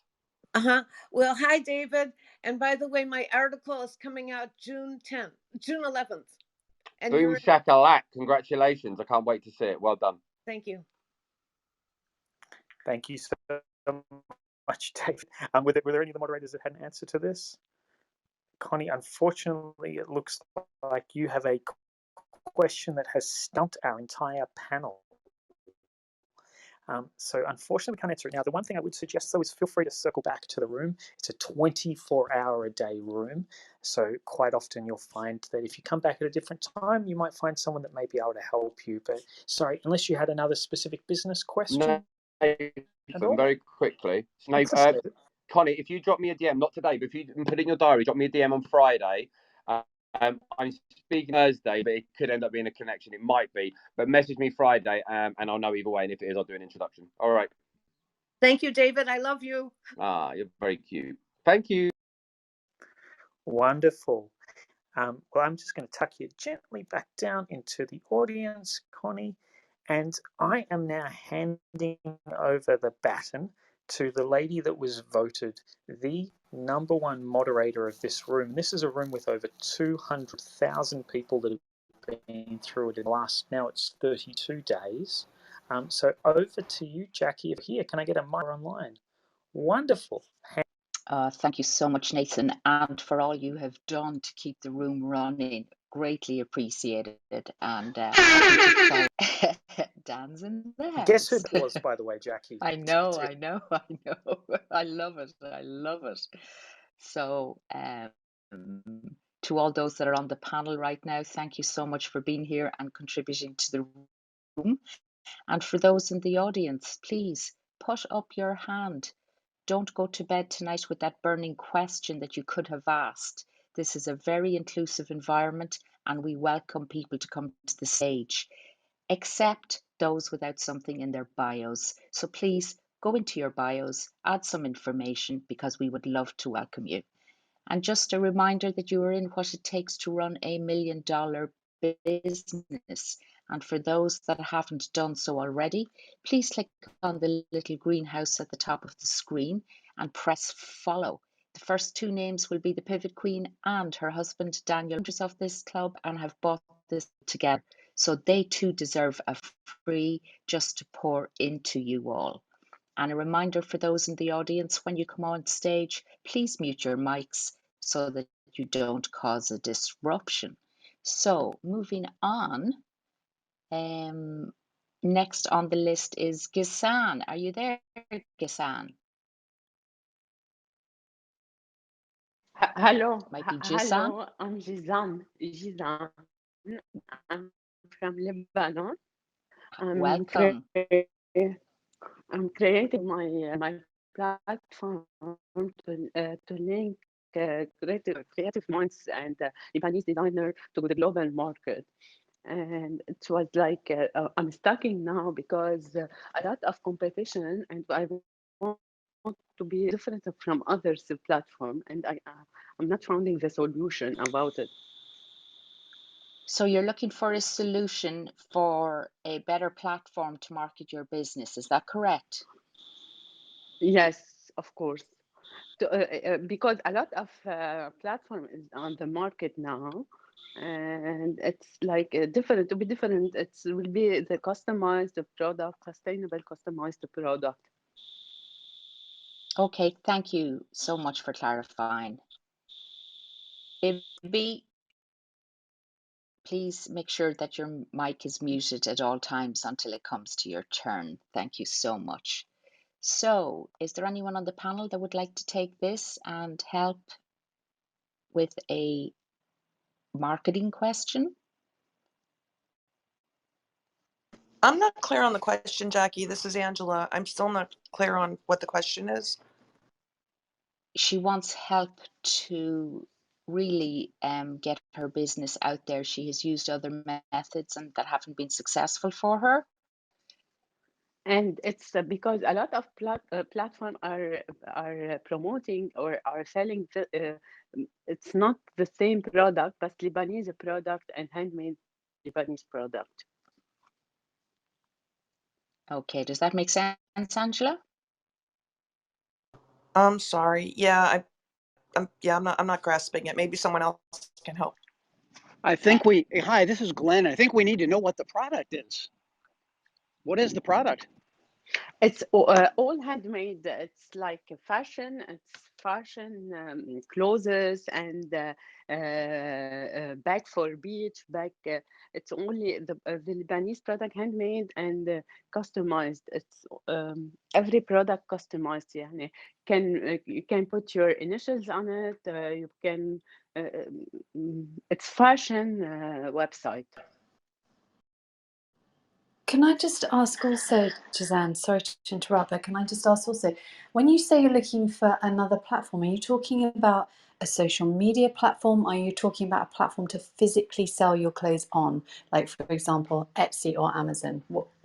No, I'm trying to make my own website, and it was like the idea is a little bit about some artificial intelligence. It will be to put your measure, and you can see the product on you when you are يعني if you can try virtually. And it's like no, I'm trying to, but it's like the website to build it should be different on others website. That's my question. Well, personally, I think first of all, you definitely need to look at having a WordPress website, so that you have the autonomy there with your website, and then you could link it to something like Shopify so that people can actually look at your products on your website. You have complete control over that and the template, and the build of it, and adding your products, and then you could use a plugin like something like Shopify, where you can then actually sell those. But then in conjunction with that, you obviously want to be harnessing your social media as well to promote the products, and then direct them through as a funnel through to your website from there. Creating that brand awareness through social website, but because you have the complete control over that, as what I would be doing. But I'd love to hear what everyone else has to say. Yeah, this is Glenn. If you don't mind, I'll just jump in again. I'm not sure specifically what type of clothing you are selling, but I know there are other sites out there that do this, where you can go online, give your measurements, and you can get clothing that's custom fit to you specifically.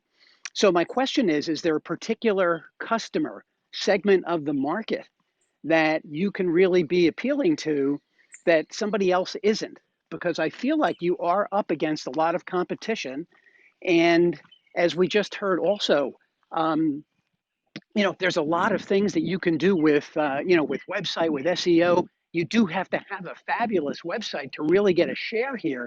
But I think you really need to narrow down a specific and different customer that you're going after, rather than just going after the broad general market. That would be my advice, to really figure out what's different about your product and who you can really focus in on, and who you can really zero in on that's going to want this particular product line from you versus all the other companies out there that are doing similar things. This is Glenn. That's my advice. Thank you.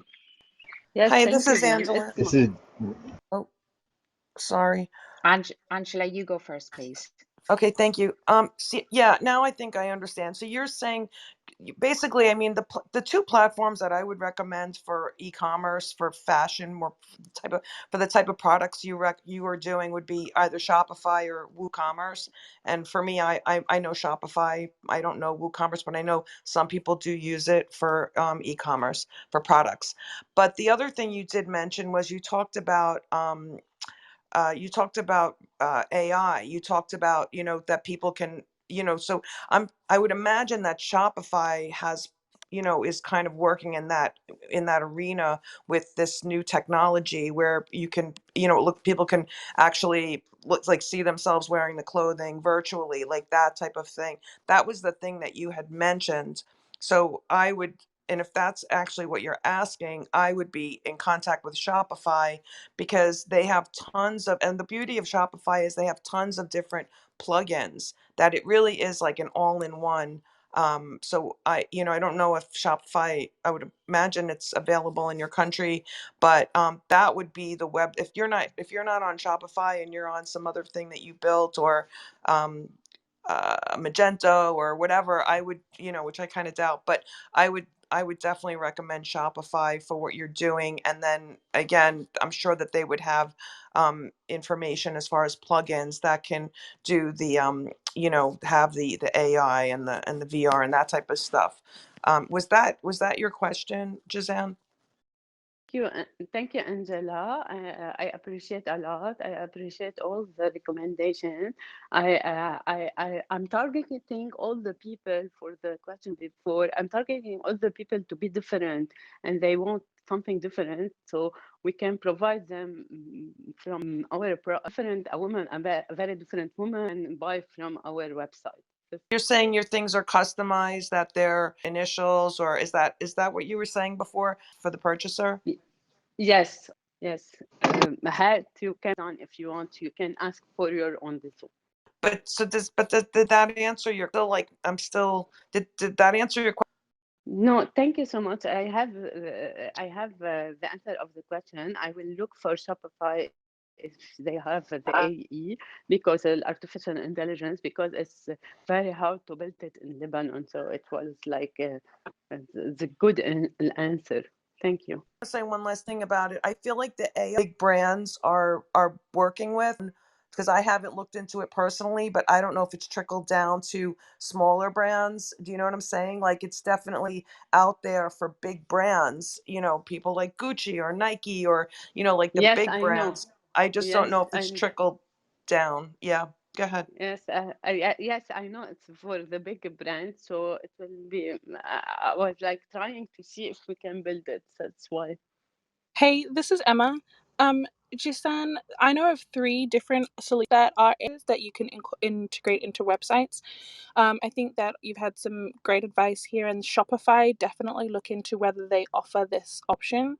But definitely we've had clients in the past on their e-commerce clothing websites use options, and I'm going to name 3.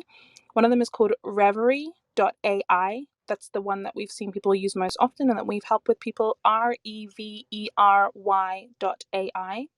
Then there's also Trimirror, Trimirror, and also a UK brand, which is newer, which is called Spotless. And all of those, especially Reverie, are used by some of the major brands, but they also have accessible options to integrate into websites. Now, obviously, it depends on how you've built your website, and I'd recommend, definitely doing your research, because e-commerce is not my specialist area, but definitely those 3, Reverie.ai, Trimirror, and Spotless. We've worked with clients who have had really good success using those, and so look into those. Hope that helps. Thank you so much. Thank you. Yeah, this is Dan, one of your mods in the center here with the big black bold lettering. Those are the Shopify and like WordPress and all that stuff. Those are great options. The one thing I can say about that though is that they'll be it can get expensive, like paying for all that stuff. I know another option for this that it's the same as having like a Shopify, and I feel guilty if I don't say something. So, like if you're looking for a platform to sell and to sell your products, is that, just getting clear, is that correct? You want to be able to automate it so that when people come to shop, they can kind of fit out what size of clothes that they It's want. only to find. It's find the platform to attract people and to get more sales, because the competition is high, and in the market. That's why.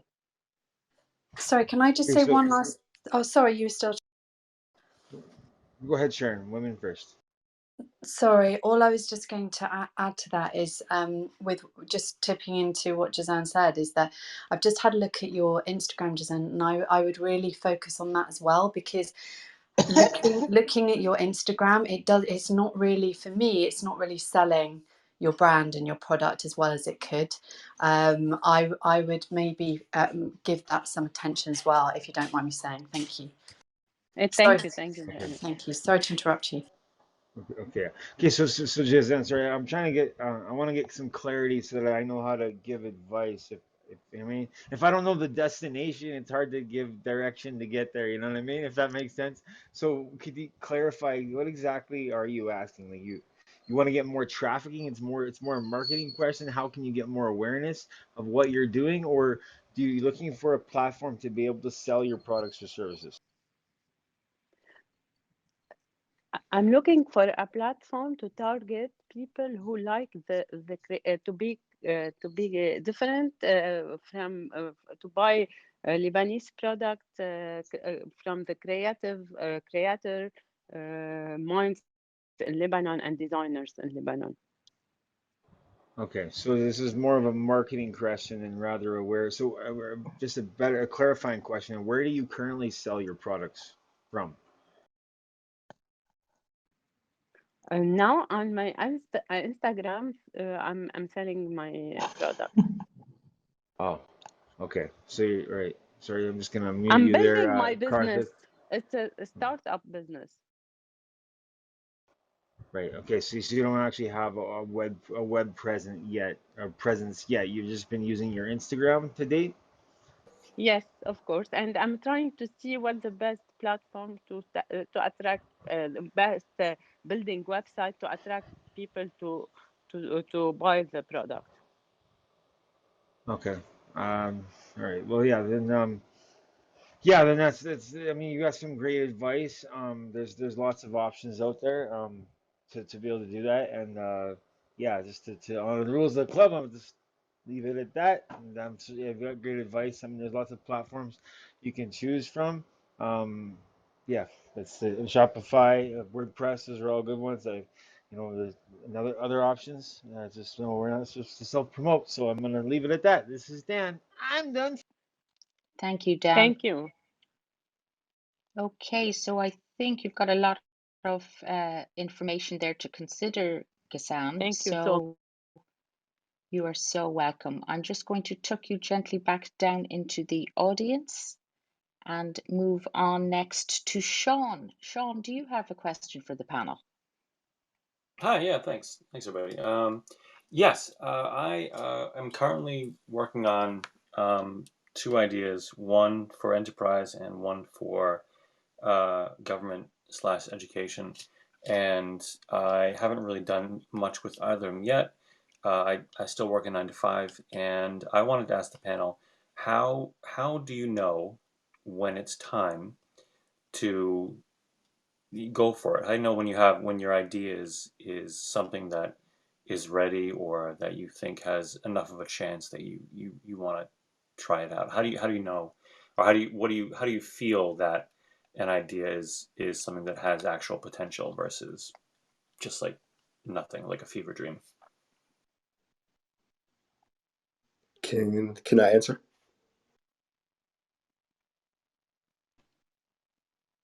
Okay, For me? moderators. Yeah, please. Can I answer?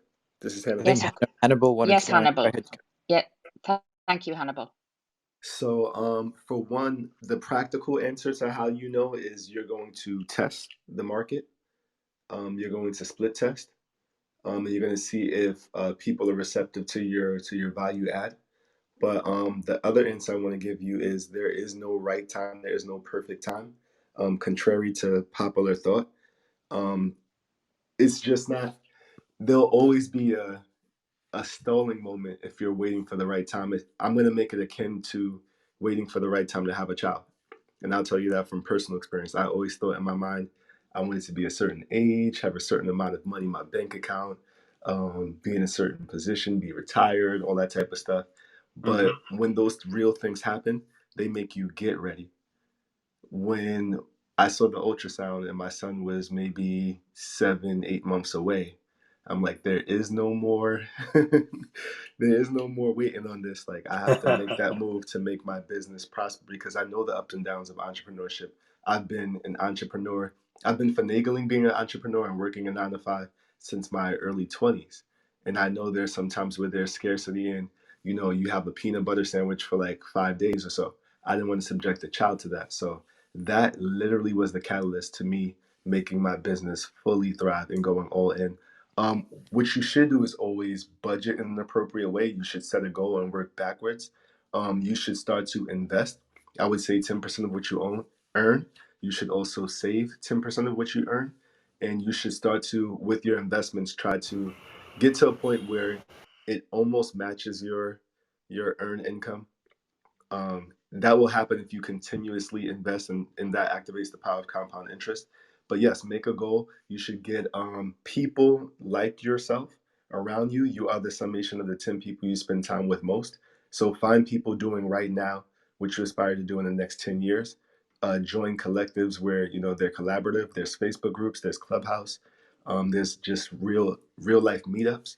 So between having the right people around you, perhaps finding a mentor, um, taking action is very critical. Hey, சுருக்கு பயமா வெட்டலங்க தாயமா தாயமா தாயமா என்ன பண்ண மாயமா Sorry about that, guys. Yes, Taking apologies, guys. I dealt with him accordingly. there's another, but yeah, taking action is really, really, really critical. We can learn textbook and theory all we want to, but there comes a moment where you actually get in the real world, and it very much differs from what you read. So, taking action, writing, working backwards, setting your goals, writing your goals down, and having the right people around you should help. But yes, test, and adjust and pivot, because that's what business is about. I'd like to add, thanks. if that's okay. Sean, you got some really great advice. So there's not actually much to add with what Hannibal just shared. Before I just quickly add, can we just get a clarification? When you say that, how do you know whether to pursue an idea? Are you talking about a business idea, or are you talking about a lifestyle pivot, sort of you're at a crossroads type of decision? What's the actual decision that you're stuck with? Business idea. It's two business ideas. One is addressing inefficiencies in the way people work, and I want to find out if the way that I've been doing it has been helpful to myself and others in the company that I worked at, and I want to find out if I can scale it out and turn it into a service. Perfect. So I'll give you, yeah. Awesome. So product or business idea. Okay, so here we go. You've got a framework that is a design methodology that anyone can really use. It's called the 4Ds, or the double diamond. So basically there's the discovery phase, where you are purely looking at research. You're cultivating as much data as you can to really arrive at the second phase, which is define. So you're now going to define the problem in the market, with which you are also defining then the people that you're going to serve. Go down to not just the demographic, but the actual needs segmentation. Where is the actual need on the journey with which they are going to use what you've just described? Then you're going to arrive at a hypothesis, with which we move into the third phase, which is design. You're going to design some concepts or potential solutions to that problem, which is where you're currently at. You're kind of thinking, how can I make this actually feasible, as we say, desirable, viable, as well as sustainable? And then we go to the fourth stage, which is the final stage, which is design. Deliver. So we went from discovery to we went from discovery, which is research, then we went to define, and then we went to design, and then we went to deliver. As what Hannibal just shared, it's very much complementary to that, where you're going to test the market. But I wouldn't go as far as saying that you've got to spend a lot of money on that. A lot of this is also, when we come up with solutions, we can also test with other ways. There's prototypes, there's surveys. And when I say prototypes, you don't have to go and build the thing. You can just design a low fidelity wireframe if it's a screen-based solution, for example. Okay, I don't know if it will end up being a text solution, but you get my point there. Also, you can spend, a few dollars on a landing page and put literally $1 a day on the messaging that you're A/B testing, and then now you're testing the message articulation. So there's a few ways to go about this. I think it's a great question, and I think more people should be asking questions like that, because Sean, the world isn't in a shortage of ideas. The world is in a shortage of action takers, but we also don't want you to take action in the wrong direction. So hopefully that's just a framework. You can Google it. It's called the Double Diamond. It's a design methodology, and anyone can apply it. So I hope that helps. Thanks. This is Ram. Thanks, Ram. That's really helpful. Yes. Thank you, Ram. Is there anyone else that wants to come in on this one? But I think Ram has some. Hannibal, you want to come back in?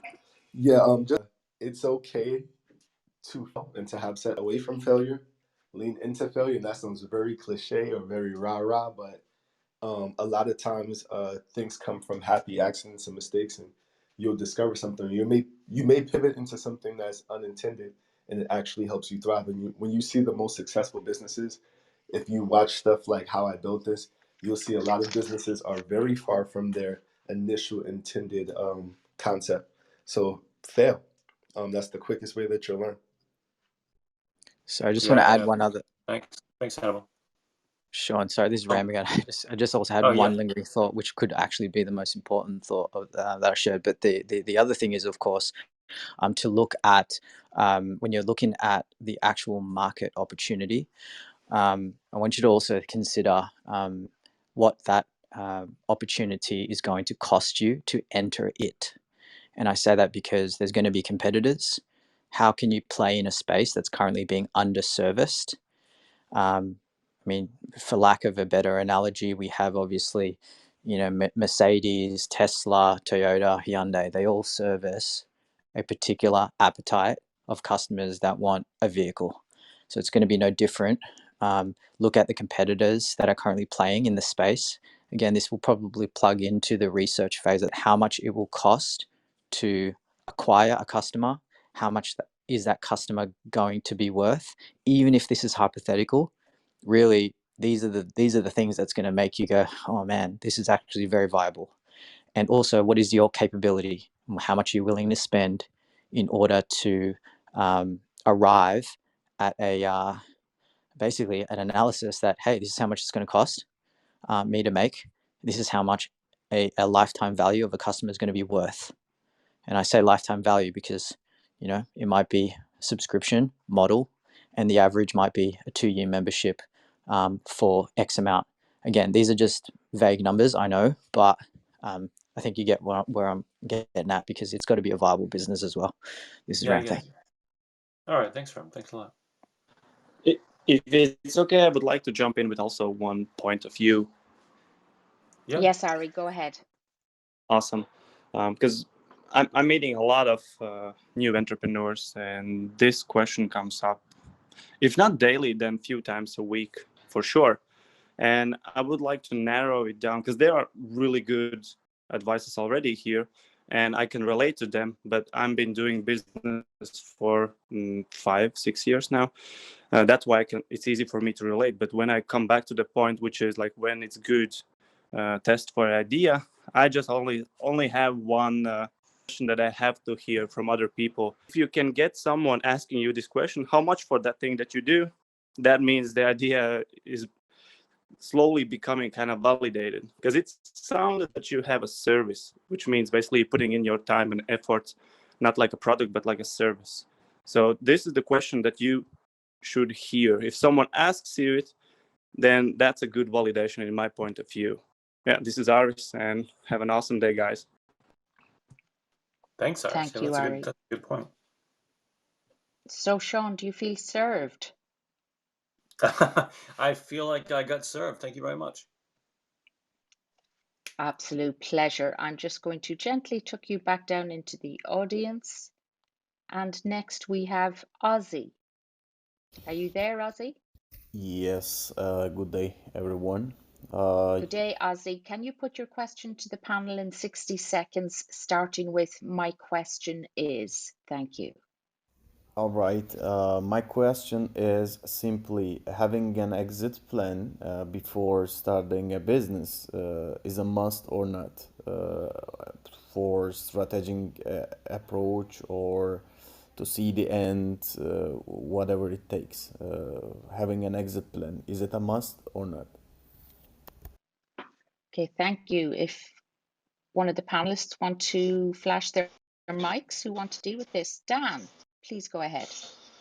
Yeah, I'd like to start with this. I mean, just because I'm a strategist, so this is always every time you get into a game of chess or a business, you know, plan. Everyone, you want to think with the end in mind, right? Where do you want to end up? Right? And so and if you think with the end in mind, what is the fast or most efficient or upon which you can get there?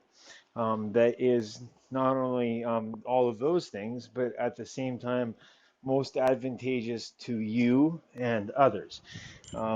So to get more specific than that, you say, is it necessary to have? Not necessary, no. But again, like I just said, you should always think with the end in mind. So the question really is something that you should ask yourself. What is it that you want to gain from the business or business plan which you're formulating or putting together? And then once you once you have that in mind, what it is that you want to build, right? What is the purpose of doing it then? So is it that you're doing this for a financial gain, right? So that say you're going to do whatever your I don't know what your business is because you didn't clarify that. But so right, is it just for monetary gain in the sense that you're building this business so that you can then have exactly what you said, an exit strategy where you can net yourself a profit from doing the thing that you're proceeding with, or are you thinking of this or asking the question because is this necessary in order to go into business? And so the question really there then goes back to yourself is what do you want? Right? So some people start businesses for money and some people start businesses for passion. So I mean that's a question you have to ask yourself. But you can always you can if it's something that you're doing for to make money from, then sure, think with how can you use the thing that you're building, the business, the plan that you have to make money, and then so that you can exit profitably, of course, and then gaining your time back. But it's not necessary. No, those are my thoughts. This is Dan. I'm done. Thanks. Then, would you mind if I clarify a little bit?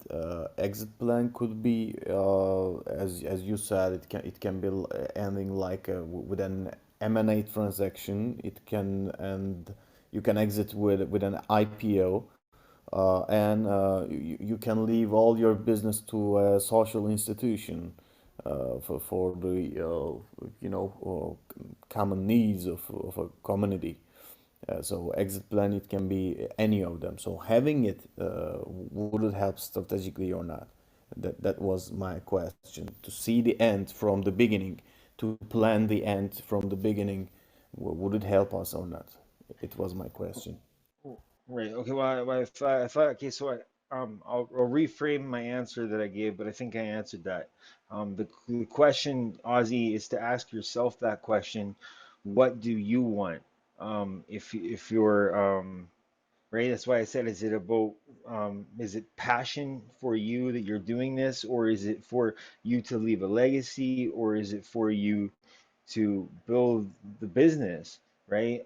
So you don't need an exit plan, but if you can plan to, if that's what inside, if that's what you want, Ozzy, if that's what your end goal is, then yeah, think with how can you position yourself for that exit so that you can leave it to others to maintain and run, and to continue and keep that legacy for yourself or for whatever it is that you're putting your time your energy, your thought process, and your work into to build. So remember, the one thing we don't get more of everybody is time. That's why I'm so honored to be amongst all of these amazing leaders that are on this stage. But yeah, those are my thoughts. Maybe another Ahmad has some input. This is Dan. I'm done. Thanks, Dan. Is there any other mod that would like to come in on this regarding an exit plan, whether you should make one from the very beginning before you even start up a business? Can I just hop in there for a second? This is Glenn. Yes, Glenn, thank you. Sure. Just as a general guideline, and this is just to further trumpet what was just said earlier.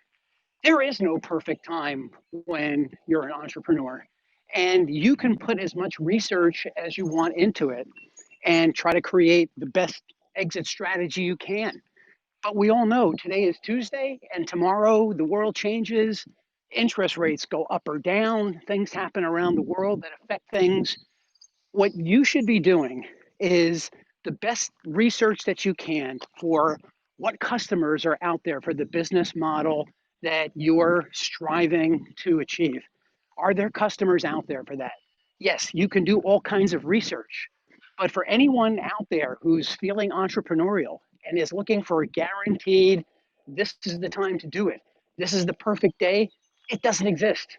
But the greatest ideas in the world, if they're locked inside your brain, can't do anything. So at some point, to use the term, no guts, no glory, you just have to go for it. You can do all the research you want, but you've heard the term also, paralysis by analysis.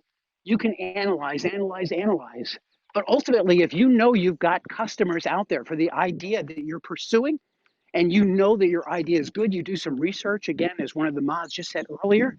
Are people saying, what would that cost me? That's something I'd be interested in. At some point, at some point, you have to jump into the water and just say, I'm going for it now. Because there is no perfect time. Barring if you won the lottery, no, maybe that's a perfect time. Now you won the lottery and you can afford to throw money against your idea and see if it works out. But to me, it's all about wanting to achieve something that no one else has. And you know you've got the product, the service, the idea, and it's original, it's creative. People will want it. If you build it, they will come. And that's when it's time to go. But if anyone out there is waiting for the perfect time for someone to tap them on the shoulder and say, today is the day, today is the perfect day, it just doesn't happen. So if you've got a great idea, pursue it. If you're really entrepreneurial and you've had it working 9 to 5 or working for a boss that you don't like, or you're in a company where you're feeling dead ended, then it's time to go for it. But don't wait for the perfect day, because the perfect day just doesn't come along. That's Glenn. I'm done speaking for the moment. Thank you, Glenn. Lewis? Yes, Glenn, that was absolutely wonderful. Thank you so much, Jackie, for letting me speak here. I just want to add to that a couple of things that I have lived by from things that I've picked up over the course of building my business. One is from the book You Are a Badass by Jen Sincero. And there was a line in there. I can tell you exactly where I was. I was sitting in my car working a little part-time job somewhere. I had the vision of kind of putting this stuff together. This was a couple of years ago. And I read this line. It said, if you have a plan B, you're not ready, because you're just jumping all in. You're throwing everything. You're not necessarily caution to the wind. I'm not saying be foolish about it and say, quit your job and I'll figure out how I'm going to live. But you have to know in your heart that this is the thing to do. And you have to know that I'm going to do this no matter what. And that was one of the things. And then speaking to another point that Glenn made, if you build it, they will come. Alan Weiss, I follow him a lot, and the man makes like $30,000 a keynote. So he kind of been around for a while. And his thing is, that's not enough. It's not enough to build it and they will come. You have to build it, then tell them you built it so they will come. So those two things kind of go together, jumping in and getting started on it, but then also letting people know that you're out there. I just put those in there with Glenn. Thank you. This is Lewis with Get to the Damn Point, and I am out. Appreciate that, Lewis. And Glenn, of course, and Dan. So, do you feel served by the panel, Ozzy? Thank you for their effort. Thank you. It was a good question, Ozzy, and something that everybody should consider. So thank you for the question. I'm just going to tuck you back down into the audience and move on to Susu. Are you there, Susu? Sorry. Hi. Hey, good. Hi. Hi. I'm Can you? Susu from. Can you hear me? Yes. Yeah, I can hear you better now. Thank you. Can you frame your question in 60 seconds, starting with my question is, please? Yes. Hi, my name is Susu. I have a platform for women from women, and I make women easier to find coaches, mentorings, or advisor. And I am like I have the webpage and everything already. I found the coaches that I want to work with, and now I'm on. My question is, how can I get more? Or not more, how can I get my clients not just based on social media? Is there an option? Because I mean, I can't do that. I know that this is a game in this business, but is there any other opportunity that I can do if I don't want to do social media only? Can I answer Okay, that? Yes, please go ahead. Okay, this is Mireille. I am the founder of Global Woman. I have created a very successful global movement. I have franchised my club more than 20 countries, and we run online networking events. We have an academy, we have summits, we have a magazine. So to be honest, I hear this many times, so many times from many women around the world. They don't like social media that much, and they start a business and they believe that being in social media, it's not necessarily. And sometimes they try to postpone that time, that moment to come. Say, oh yeah, I want to be successful in a business, but I don't like social media. The truth is that if you can be more visible and give yourself more exposure, that would definitely help you to reach your goals and your mission much easier, because everything is about visibility. You definitely need visibility. If you don't want that visibility in social media, then of course there are other ways. For example, as I mentioned, we have women in our clubs who don't like social media, but they show up in our meetings every single day. We run online networking events, and they feel safe. They feel like they are in a platform where they get to know each other.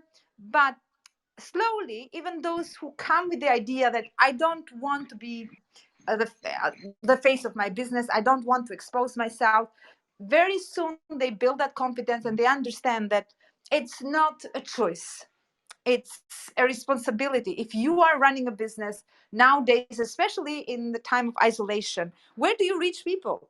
The only way you can reach people, because business is about people, is about serving people, and nobody can achieve their goals or their vision. You can have a big vision, but you never get that big vision without people.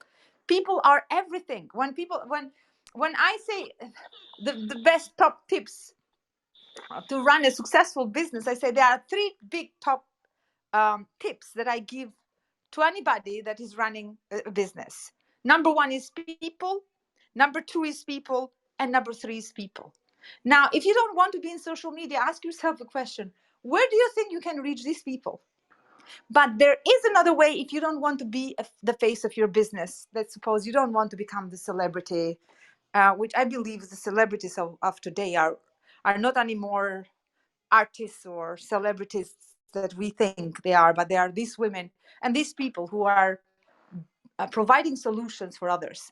But there is another way where I would suggest, if you can find somebody who is good in digital marketing, and that can be a combination of finding a copywriter, a team that can help you with digital marketing and IT, then you can write a copy. You can do Facebook ads, not necessarily about you, it's about the organization, and create a funnel where all these people who are watching your ad will opt in to somehow into your website or into a funnel that you are creating for your movement. And then you build an email campaign. So first people get something for free from the Facebook ad or Google ad or YouTube ad, any kind of advertisement. then they opt in into some kind of funnel that you create, and then you start building relationship with these people by emailing them, or probably in that funnel it can be book a call, or because you give a free book or guide or manifesto or some kind of thing, important thing that your organization. I don't know, is this noise with me, or can you hear me, guys? Okay, I think was somebody that was unmuted. Again, just to summarize before I finalize my thoughts, the best way which can help you until you grow the finances is be in social media. If you don't want to be in social media, you can still run a marketing campaign where you can bring people, you can drive people, you can drive traffic to your website or to your landing page, and then you bring people to let's say, software. You need to connect your landing page or your website into with the software. It can be at the beginning, if you are we have just started from above 2,000, then I think there is a little extra charge. Then probably you can use other softwares, which for a long time I used Infusionsoft. Now it's called Keep. So the most important thing in a business, you need to store your data. Data is everything. Data is your intellectual property, especially if you're providing services, but also even if you're providing different products. Data is the power of your business. There is that big expression, say your network is your net worth. You may have, let's say, a lot of followers in the Clubhouse, a lot of followers in Instagram, but these are not your followers. I mean, they are for today, but we don't know how the algorithm is going to change. What you want to make sure is that all these people who follow you, they kind of build a relationship with you, and you bring them into your own store. And your own store is your website or a landing page or some kind of space that you create for your community. Because as I understand, what is the name of your women organization? Are you there? I don't know who. Okay, I don't are know you where still she there? is. I don't know where Okay. she's gone, Mirella. I don't know Okay. where she's gone. Probably everybody can apply, or if you'd like to use my platform to write about you and your work in the Global Women magazine, or to come and speak in one of the events that we organize, please get in touch. I'm running a masterclass tomorrow with somebody who is an expert on Amazon. I'm running my online training on Thursday as well, how to take your business global online. If somebody is interested to learn more, please get in touch and I will send you a complimentary ticket. And thank you very much. And I'm done speaking. Oh, thank you for that, Mirella. I appreciate your input. Hi, So, Marilla. Can I send you a message so you can do that? Of course, yeah. Anybody can send me a message. That's why we're here, to connect. All right. okay. So next we are on to Shahid. Are you there? Shahid? Okay. We will move on to Ibi. Are you there, Ibi? Yes, I'm here. My Can you? question is, yes, Oh, you hear me? thank you, Ibi. Yes, Oh, thank you. I Please, mean, I please mean, go straight. yes. My question is, I want to know how can I get more customers or potential customers to attend my online tour of Jamaica and the activities in the mountains and cooking by the river. That's it. Oh, thank you. Is there anyone on the panel that would like to take this one? I'll just kick it off, Ibi. Are you connecting with any tourism organizations, any travel organizations? Well, through Airbnb, that's the only institution that's connected with right now. Well, you need to expand that. So, number one, to the tourism board in your own country, and secondly, to any travel organizations that bring people to where you are. That is certainly a better way of getting targeted people to view your content. So, is there anyone else on the panel that would like to contribute?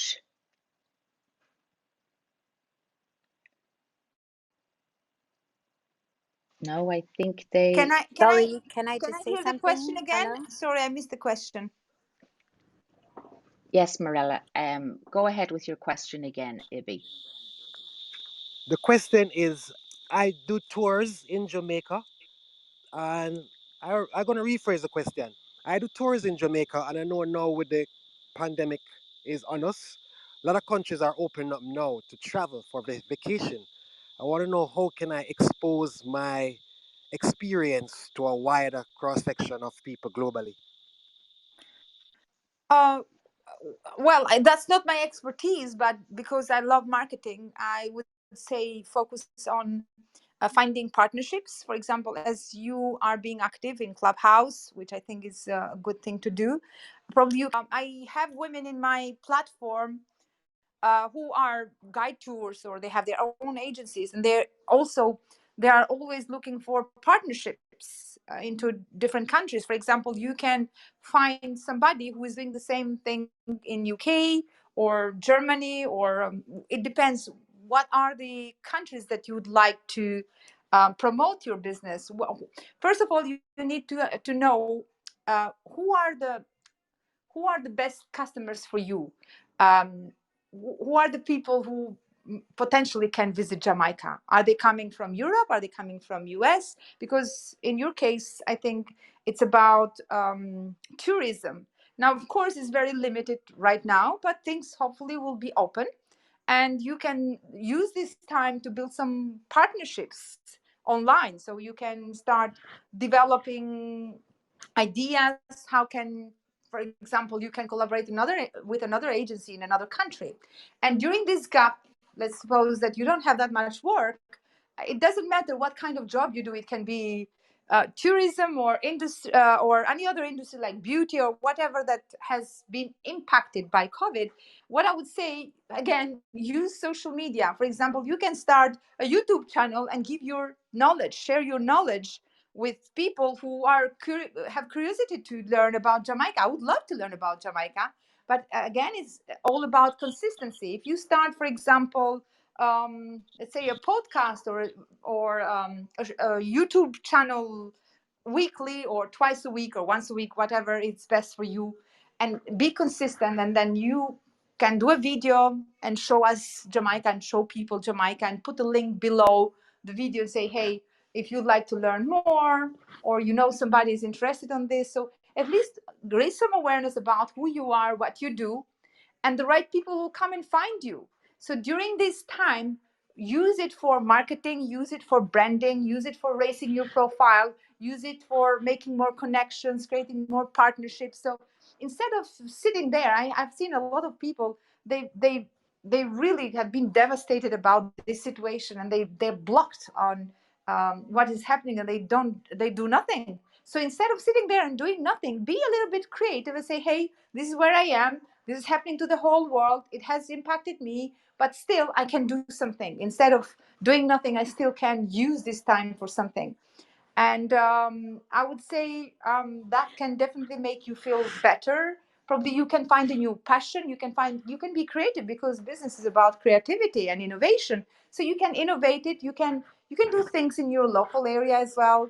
I know it's not easy, but if you meditate a little bit on that, probably you can come with brilliant ideas that still can help you at least to overcome this part. As I said, I'm not an expert in this area, but I would say focus on the marketing and raising your profile. Thank you, Marella. Next, we have Ari.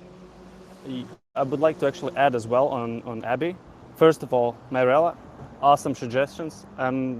I'm all like 100%. You should listen it and write down something what she already said. That's how it actually. That's how I started, and with one friend, and we built adventure travel agency, just because of this kind of suggestions. And I can just from my kind of experience just point out two directions that you should focus on currently now. One, agencies like I had a few years ago would love to have in-house, or let's say in Jamaica, guides that would like to take our groups. because we were good at marketing and getting clients, but it is always time consuming to have guides, let's say from Riga, Latvia, every single time fly with the group. So it's really helpful to have a trustful, in price range, a guide that actually can take group inside and actually show much better Jamaica. So the idea on try to connect with all the small and different kind of travel agencies is it's a gold. That's like a platinum suggestion for you, which already you got one. And the second one, which is when we started travel agency, my partner, he was shy and he really tried to avoid uh, all the videos that I made. Basically, he's really great with adventures and living them and following with the camera and stuff, but those things didn't help us to sell. The only thing that helped was actually that I borrowed an old GoPro. I think it was gold, no, it's like black one, third GoPro 6 years ago. I'm not sure which one was that, but I borrowed it and I had some old DSLR camera, and I started documenting all of our trails, all of our travels. I made I learned editing, made movies out of them. It did took a lot of effort. I still use those skills actually daily now, but those were the ones that got the eyeballs on us. And that's actually was the backbone on a travel agency that's still actually working. I'm not in it anymore, but that's a different kind of story. But the agency is still actually working. Even now, they pivoted. They have different product currently. But yeah, the first one, find the agencies. They would love to have someone they can trust that can take in groups.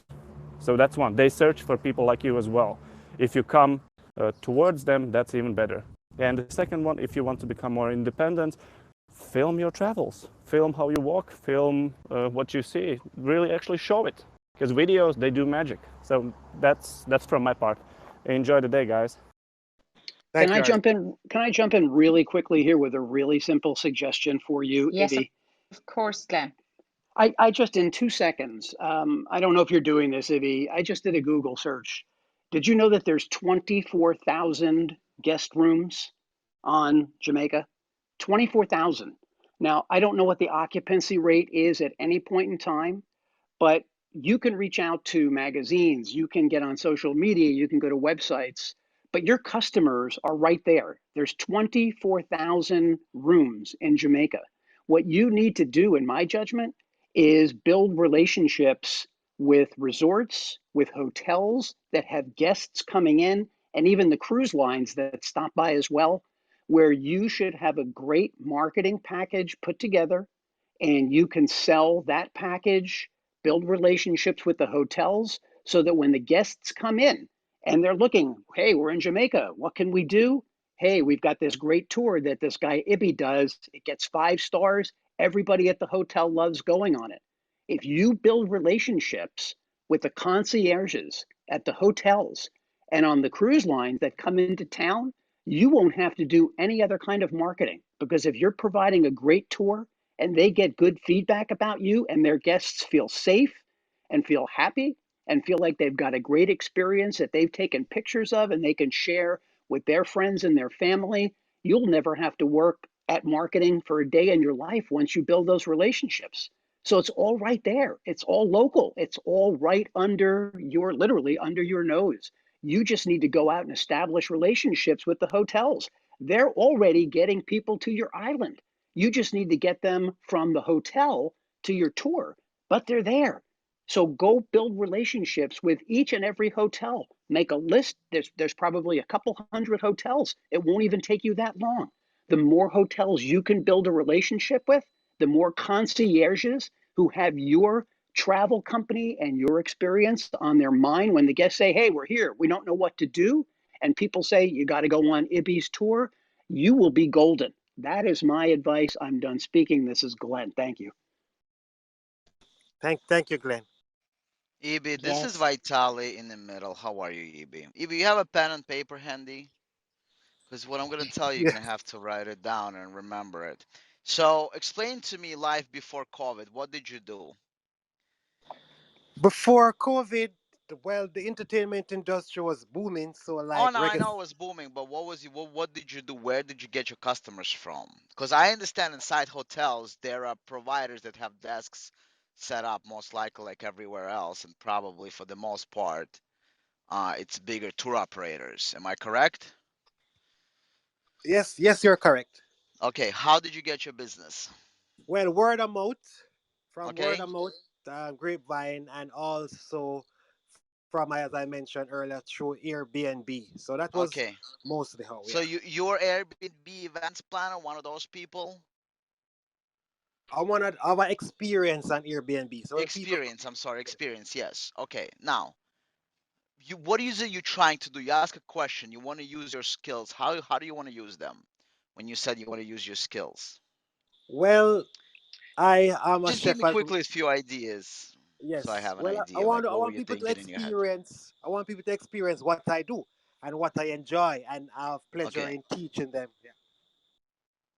okay. So, look, EB, pandemic is going to be over by the end of this year. A lot of people in a lot of places in the world are going to get vaccinated. You know, I'm in New York. I already don't have to wear a mask going anywhere. I'm fully vaccinated, right? How's pandemic situation in Jamaica, EB? The infection rate is decreasing, and more vaccination is increasing. Correct. So everything is going to, American travelers are going to go back to Jamaica, right? Everything is going to get restored. Now, do you have any money saved up? Can you build a new, more modern website, from the years you had? Don't try to do it yourself, but I would hire somebody to look like a little bit like more like $1 million, right? Install messengers, phone numbers so people can text you. Maybe buy an American number. It's so easy to get an American number. Do you know what I'm talking about, EB? Yes, I understand. If you don't know, you can contact me. I'll tell you how to do this stuff. You get an American number. It's literally like $1 a month, like literally, and they can text you like people so that they come. They can use messengers, right? That people can get you there. If you're really right now slow, right? Go to Google, right, and put in Google search, right? I want to go to Jamaica. What was your Jamaica experience? How is Jamaica? Have you ever been to Jamaica? What should I worry about going to Jamaica? Crime rate in Jamaica, right? Is it dangerous in Jamaica? What place should I avoid in Jamaica, right? All those search terms will bring you through a lot of travel websites like Expedia and similar, where people write reviews. Below those reviews, you will find people comments, all right? What you're gonna do is you're gonna comment like, listen, don't be afraid of Jamaica. I'm a tour operator. I will come pick you up from your hotel in this beautiful car. Go check out my website or whatever. Find me on Google, Google me, EB, whatever. You know what I mean? I feel like you have a, EB Lion. I'm sure if I Google it, it's probably only you come up if you do it the right way. You know, through the comments online, because a lot of people before they go for the first time they search this stuff, and there's going to be a lot of first time goers there again. Now people are going to research hotels, what's open, what's closed. You know what I mean? And your word of mouth business is going to come back, everything is going to come back. But one of the things online what you can do is what I'm offering you right now, is to comment on other people post, on those travel websites such as Expedia and whatever else is in the world. Do you feel what I'm saying, AB? Do you need clarification? I'm understanding exactly what you are saying, and Okay, think so about the number. I think that's a good thing yes, because yes. yeah, people come. Look, right now, a lot of Americans, most Americans come to Jamaica, right? A lot of Americans have free roaming. They come with their American numbers, right? They don't know how to text other numbers. They don't know how to do all this stuff. They don't want to figure out what plus whatever to dial, right? They want to use Instagram Messenger. They want to use Facebook Messenger. Right? They want to come. They want to find your website, right? What you could do is probably, I gotta check. I haven't done it in a while, but you could probably, I don't know if they still have it available on Facebook. They used to be available on Facebook, like to advertise to people who just arrive in certain area, but not regular in this area. So you would advertise to people that come to Jamaica through Facebook ads, which is not that expensive probably. They used to have an option to advertise to people that just come to an area. Same thing with Google, right? People gonna look Google tours, right? I understand that tour operators inside the hotel take the most of the business. So while you're in pandemic, you gotta put that plan. EB, where'd you go? EB disappeared on me. I don't know what's happening. There was another Uh, speaker earlier, Vitali, that disappeared as well. So yeah, it happens. Bad service and it kicks you out to the hallway. I wanted to give him the last nugget. EB, come back. Well, I'm sure he will come hopefully, back. So if you want to hopefully hold that he, thought, yeah. hopefully, let's move on because we don't know when he's gonna be back. So Thank you, Vitali, and to the other panel members who contributed. Okay, so next we're going to move on to Mohammed. Mohammed, can you put your question to the panel, please? Mohammed. Okay, we'll move on to Mustafa. Hello everyone, this is Mustafa. Thanks for letting me in. Let me introduce myself first. I'm a public relations professional for about 8 years now, and I'm an author of a published book called Email Etiquette Rules, talking about email writing profession. A couple of questions. The first one is that I already published my book, and our biggest Egyptian book fair will be this month, and I know that I'm late, but I didn't make the marketing campaign till now, so I don't have enough time, but I don't know what to do to reach my goal, selling my book in this book fair. So please help me in this matter. The second question is that I've been out of social media for about 4 years.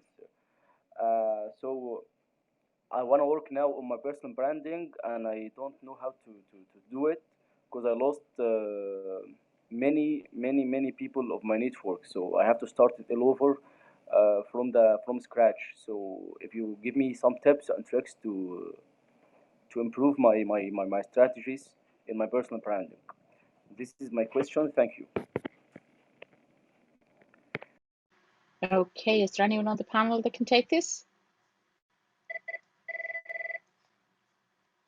Perhaps if you could just reframe your question, just put it as quick as possible. Jackie? Yes. Yeah, hello. Okay, so here's a simple way to start with regard to your personal brand. What I'd like you to do, and you don't obviously have to do it right this second, is I want you to think of 5 to 6 words that you would use to describe yourself in terms of how you want the world to see you and understand how you relate to the world. For instance, are you serious? Are you funny? Are you outgoing?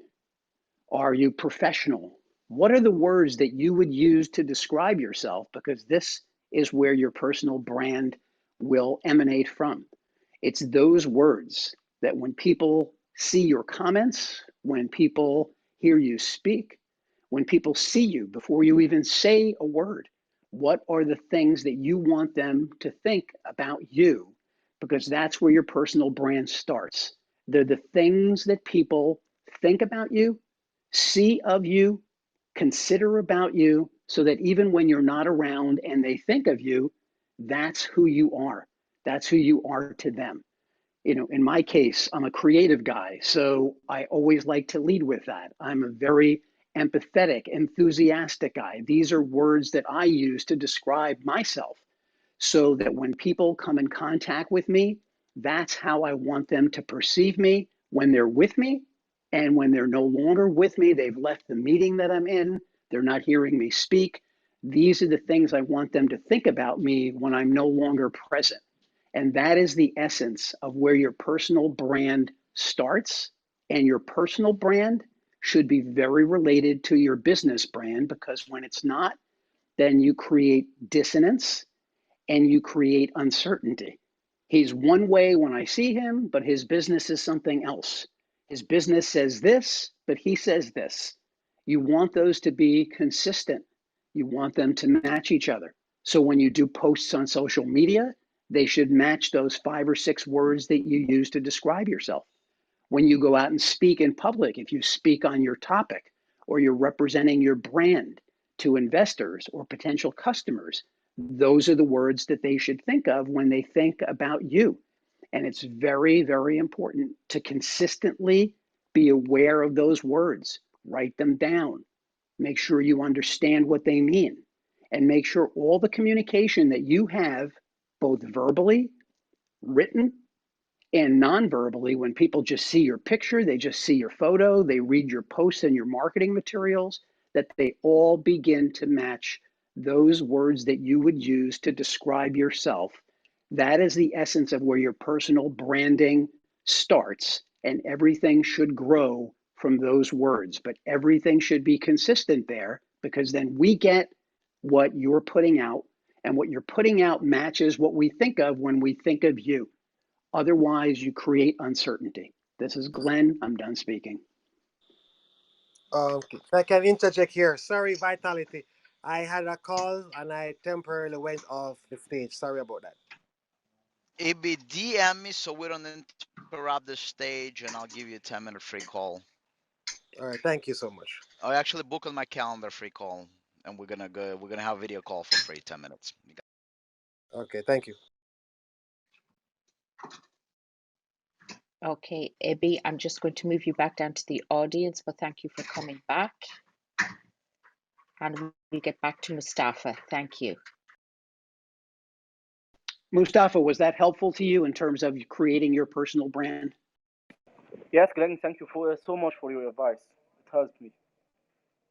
I'll work on these 6 words right now. Or whatever was the number, I will do this. And please feel free to get in touch with me if you'd like to review those, and we can talk about exactly what it is you're trying to do and why those words are important to you and which ones you're choosing. You can find me on Instant Messenger, and we could certainly have a quick call, Zoom call or a phone call. This is Glenn. I'm done speaking. Yeah, sure. Thank you. That's great, Glenn. Thank you. So, do you feel served, Mustafa? Sorry? Do you feel served by the panel? Yeah, sure. Excellent. Thank you for coming up and asking your question, and I'm just going to move you back down. So next we have Sonny. Are you there, Sonny? Yes, please. Can you put your question to the panel in 60 seconds, starting with my question is? Thank you, Sonny. Sure. So my question is basically, I have this website ready, and the business of the website is basically providing probably a non-technical people who want to learn how to build products using no-code tools like Zapier, Webflow, probably Shopify as well. But the challenge is I have my website ready. It's kind of still in the beta phase, but I am having a struggle to probably sell it online. I'm not okay. I understand what is sales funnel, but I don't know where to begin with and probably start from a social media. So I'm aware of my customer bio, customer persona, but I don't know where to start with. So if anyone has any suggestions, that would be very helpful. Thank you. Thank you, Sonny. Is there anyone on the panel that would like to come in on this? Angela, are you available? I can say something if Yes. there is nobody else contributing. I think if you are not an expert on digital marketing, you need to find somebody who can help you on that, because not everybody can do everything. At the beginning, when we started business, yes, we tried to do the social media expert, the accountant, the bookkeeper, the marketer, everything. We try to do everything ourselves. But if you want to grow your business, then you need to build a team. And especially under the situation that we are now, probably for what I heard, one of the priorities that you may have is hire a digital marketer and an IT person, or probably can be a virtual assistant at the beginning if you don't have enough budget. A virtual assistant that can tick the boxes to help you to register. For example, there are a lot of platforms out there. You can register with Kajabi or ClickFunnels or Lead Pages. These are platforms that can very easily help you to provide to your community that sales page that you want to create. Then if you are good on writing the content and you know what exactly you want to provide, you can try it yourself. At the beginning, to be honest, I did myself. And when I hired a copywriter later, said, "Oh, who did your pages?" I said, "Me." Said, "If you want to change your career, tell me, because you have done a good job." But that was my passion. But I had the passion on writing, but I was not good on IT or digital marketing, or I I never understood. I did a lot of trainings, for example, in Infusionsoft. So now it's called Keep. You may need that as well because you need to store the data there. How it works, just to make it simple and practical, is if you sign up in one of these platforms, for example, ClickFunnels or Infusion or Lead Pages or Kajabi or Influencer.com. There are so many platforms out there. You can create the pages, the sales, the sales page or the landing pages, but then you need to create an opt-in page where when people come to your landing page, you you invite them to sign up for something, and the data goes somewhere. Now, where the data goes, I mentioned earlier, if you really want to make this professional, probably I would not suggest MailChimp, but I would suggest, for example, Infusionsoft for now. That is what many people are using. And you can store all the data in the Infusionsoft, and you need an expert, because I'm telling you, I've done a lot of trainings in Infusionsoft. I understood a little bit, but if you are not an expert on that part, you may need to hire somebody who does both, who does the email campaign and creates the sales page for you. So I would say don't do it yourself if you are not good on that, but you can find these people on Upwork, Fiverr, people per hour, and know what you're looking for. Look for the criteria. You can for example, search for a digital marketer or a copywriter, or you can look for a virtual assistant that can have a little bit of everything. A virtual assistant can be based everywhere, and you just need to tell all the specifics, what you exactly you're looking for. And again, if you manage to do that, then as you grow, for example, now I have moved from Infusionsoft, I have created my own software, and I store all my data on Amazon. But I don't need to know everything, and this is what you probably can keep in your mind. And when you start your business, you don't need to know everything. You just hire experts that are better than you in these specific areas, and you are the visionary. And as you grow your business, there is a book what I would suggest to everybody if you really want to run a successful business. Right. Is a book called Traction, and that is really like a manual for all the business owners. In a business, there are two core people: is the visionary and the integrator. So if you are the visionary for your business, probably what you can do, you can just hire an integrator who you just go and share all the ideas. I have this idea, I have this vision, I want to do this. And then you find somebody who understands your vision and can implement your ideas. So I hope that helps.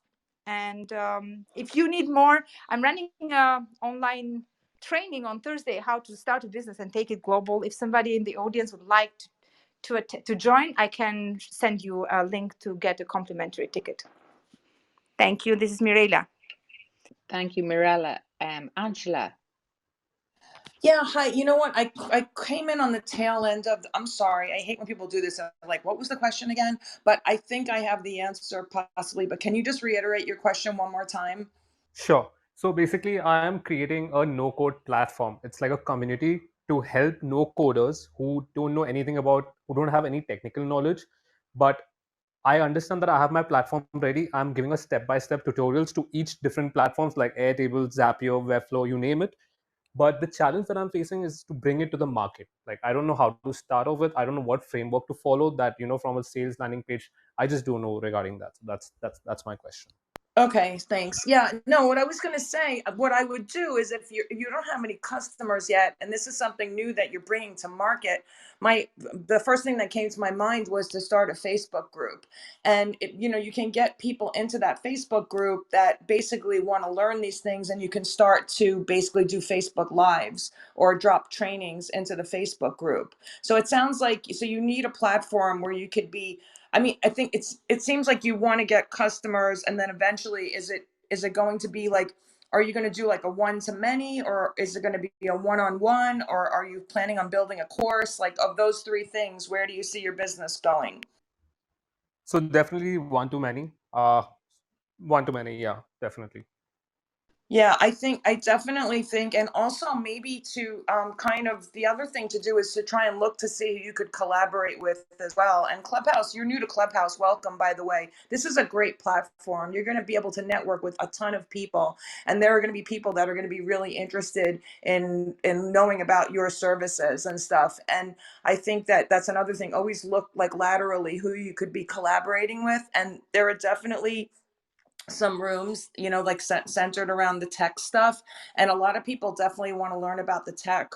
But I mean, initially I would say you need to like, it's like you have this idea, you have this expertise, but you need to launch it to like an audience. So like where you have to like find where your people are, like kind of think about it, put your thinking cap on and do some research. Where are your people and where could you start to add value and basically drop knowledge? And that way you start to, you know, you need to basically build yourself up as the expert, the go-to person for all these trainings for the Zapier and the Airtable and all that kind of stuff.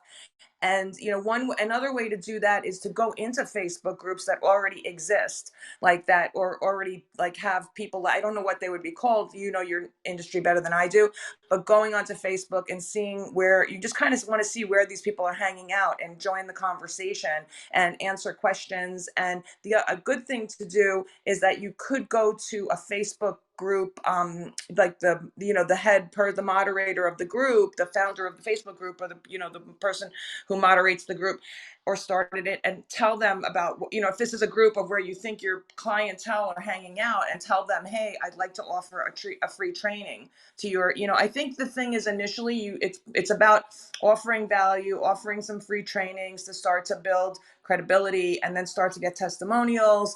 And then you need to, then after that, you need to map out, that's the first thing. And then after that, well, actually, maybe it's not 100% the first, it is the first thing, but I think you do want to map out a client journey, because the thing is that, like to what Mirella was saying, like you want to, like the bottom line is once people, they know, like, and trust you, and they're like, yeah, this guy has great information, I want to go deeper, you need to have what's called like a sales funnel. So I think you need to map out that journey, and it's really best to get some type of, because I've been through it, and I've like learned from people, I learned on my own, I had a coach, like I went through like the whole gamut of it. And there are a lot of dots to connect. That's too much to go over now in this conversation, but you need someone that's going to help you with what are the exact, like identifying what platforms you need to be on, a CRM, an ESP, like email service provider, how you get payments, all that. So there is a lot of dots to connect. So you probably want to get with someone, and there are a lot of those people on Clubhouse, by the way. So you definitely reach out as you start going into different rooms and learning, see the people that you like and reach out to them, because you definitely, as much as you want to be building your authority, you also want to be giving a frictionless way for people to buy from you with, an offer and a call to action. So I think I said a lot, but I hope you understood it. And it's really just the beginning, but it's great that you're asking the questions, and it's a learning curve, and you'll get there. Good luck to you, Sunny. This is Angela. I'm Thank done you. speaking. Thank you. I think this was very helpful, even from what Mirella said, and even what you just said right now. I think the challenge that I initially screwed up with is where I just went on Facebook and I started selling instead of providing a free service in the start to build the brand. I got this point. Thank you very much. Thank Hi, you, Sonny. Sunny. It's Paul here. Hello, Oh, Jackie. hey, Paul. Can I come in briefly? Yeah. Of course you Hi, can. Sonny. Paul here. Hi, Paul. I'm one of the people that my colleague just spoke before me was referring to. So I help my clients to map out. It's what you need is a lean canvas, effectively, which is mapping out exactly every single step from A to Z to take the business that's in your head and get it functioning, and taking people from not knowing about it to being a paying client in the community using the product. And if you need any help, I'll give you a free call, and on that call I will outline the steps you need to take, and I will recommend to you the best value, lowest cost providers, so that you can leave there with a little list of where you're going to get the very best deals that do the job so that you financially can achieve what you need to without having to spend more than necessary. If you want to do that, send me a DM. I'll happily give you a free call, and you leave with a strategy, my friend. Sure, Okay. that'll be helpful. That'll be helpful. Pleasure. Thank you. Thank you, Jackie. Thank you. Oh, thank you, Paul. That was great. So Sunny, do you feel served by the panel? Yeah, absolutely. Thank you so much, Jackie. You're so welcome. And again, welcome to Clubhouse. And if you have any other questions, don't hesitate to come back. Okay, I'm going to try Susu once more. Susu, are you there? Okay. Ahmed, over to you. Do you have a question for the panel? Yes. Hello, my name is Ahmed. I own a company specialized in food import and export. So basically, my company exports food from Egypt to the UK. I'm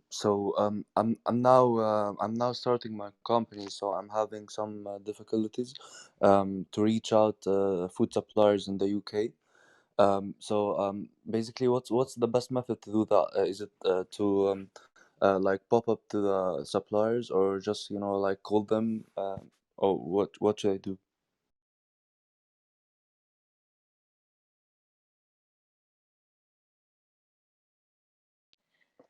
Okay. Did anybody want to come in on that one?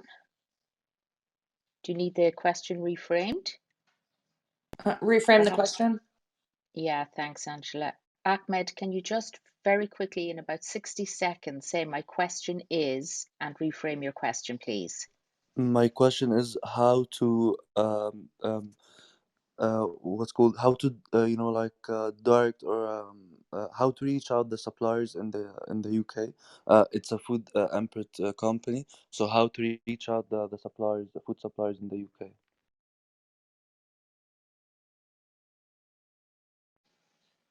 Angela, was that helpful?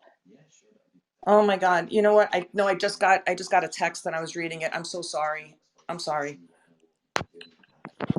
Hey, Okay. this is Frederick. Frederick. Yeah, how you Yes, doing? thank you, Frederick. All right, so you want to know how to reach out to suppliers in the UK. Can I ask you a couple of questions just to kind of get some more context? Yeah, sure. All right, so you said you have a food distribution company. What exactly is your business? Yeah, so basically, it exports food from Egypt to the UK, like tea, pasta, and cheese, and other spices as well. Gotcha. Okay. And who is your target? Is it larger retail grocery stores? Is it boutique, for instance, like Egyptian restaurants or Um, delis or things like that? Who are I you think trying to target? first we're gonna target wholesale suppliers. So the wholesalers will sell to these other distributors, these Yeah, grocery stores, etc. yeah, Okay. exactly. So there's a couple of things that I would look at. I would look at trade associations in the UK. I would also look at contacting the government. So the British government will have, and I don't know the name. I apologize, but there is a trade responsible for handling that. But associations, there'll likely be some red tape and things like that. But what you want to be able to take from that is that distribution list or that those contact points. The other thing is that you can look, you can look on Facebook, you can look on LinkedIn, you can Google different trade associations that are associated with that, and try and find a few of those contact points as well. And I'm trying to think of who I know in the UK that would be helpful in this regard. I have to admit this is not my crack area, but in this case, I do think Google would be your friend in just finding different resources, and you're going to have to do a little bit of the legwork to track that down. But once you do find one or two of those touch points, then you can start reaching out and contacting people and starting to build relationships. The other thing is I would utilize Clubhouse in a major way.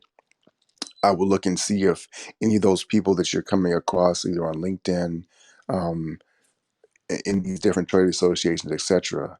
I would search in a search bar using those keywords, and I would try and find some of those people who are connected in this way, follow them, get into rooms with them, and then build relationships with them. You could also send them DMs directly on Instagram, letting them know what you're up to, etc. I would also look at how I can build relationships directly with some retailers. That actually, to be honest with you, that would probably be easier to find people in grocery stores, etc. Although you want the wholesalers, that's a great way to go. But having the relationship directly with these people, even if they say, well, we just deal with the wholesalers directly, they're likely to be able to put you in contact with the person that deals with them directly, right? So you skip having to get the runaround and try and track these people down. So sometimes it's actually faster to go straight to the source. So looking at the top 5, 10 retail chains, looking at different restaurants, etc. And if you make enough phone calls, you'll figure out who those wholesalers are, and they'll be able to start. You'll be able to pinpoint who those people are, track down a name, and again, I would do the same thing about Clubhouse, LinkedIn, to be able to build a relationship and contact that person directly. But in this case, I would want to cast as wide a net as possible because you're likely to have to contact people and make multiple contacts. Clubhouse is just a great shortcut because it allows you to be in conversation with people in a much shorter span of time. So hopefully that's valuable for you. Is that helpful? Yeah, yeah, Frederick, thank you so much. Awesome. This is Frederick, and I'm complete. Ever forward. Thank Ahmed, you for this that, is Frederick. Vitali on second row above Jack in a red circle without red lipstick. Ahmed, where are you located? I'm based in London. London. Okay. All right. So then I don't have to even explain to you anything. How did you get into the food business? Um, my family used to be in the same business, but different countries. So they used to target different countries. So I want to target the UK. What kind of food is this? Is it perishable or something that's not perishable? Canned? Both, I don't know. both, Okay, both. so you want to bring food from another country into United Kingdom, correct? Yeah. Okay. So, I always tell people that, you know, I see you have no idea what you're doing. The reason I'm saying you have no idea what you're doing is because if you don't know the distributors, it means you never work United Kingdom a day in a company, right? Because I'm pretty sure, just like any other country, like United States, I'm pretty sure there's a lot of regulations about bringing food from another country, right? I would recommend, because you're gonna come to those distributors, they're not gonna buy anything from you. Because even like in the United States, there's somebody has to be responsible for all of that. They gotta find those people. The food is not that easy to bring, and I'm sure in UK it's just as many regulations.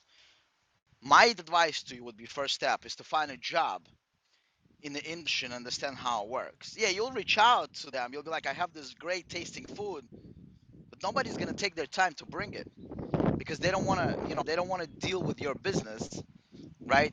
Is that food manufacturing, is it your family business, or you want to be a third party of connecting product to people to distribute in United Kingdom, or your family makes the food?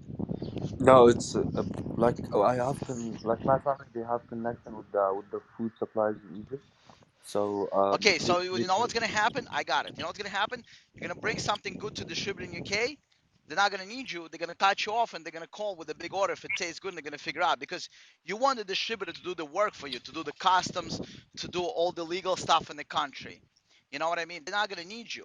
What happens in the United States, the people that make money is they become the distributor. They become the responsible party. They put the American labels on it. They put the ingredients. They send it to FDA for testing. There's a lot of things that are going on with food.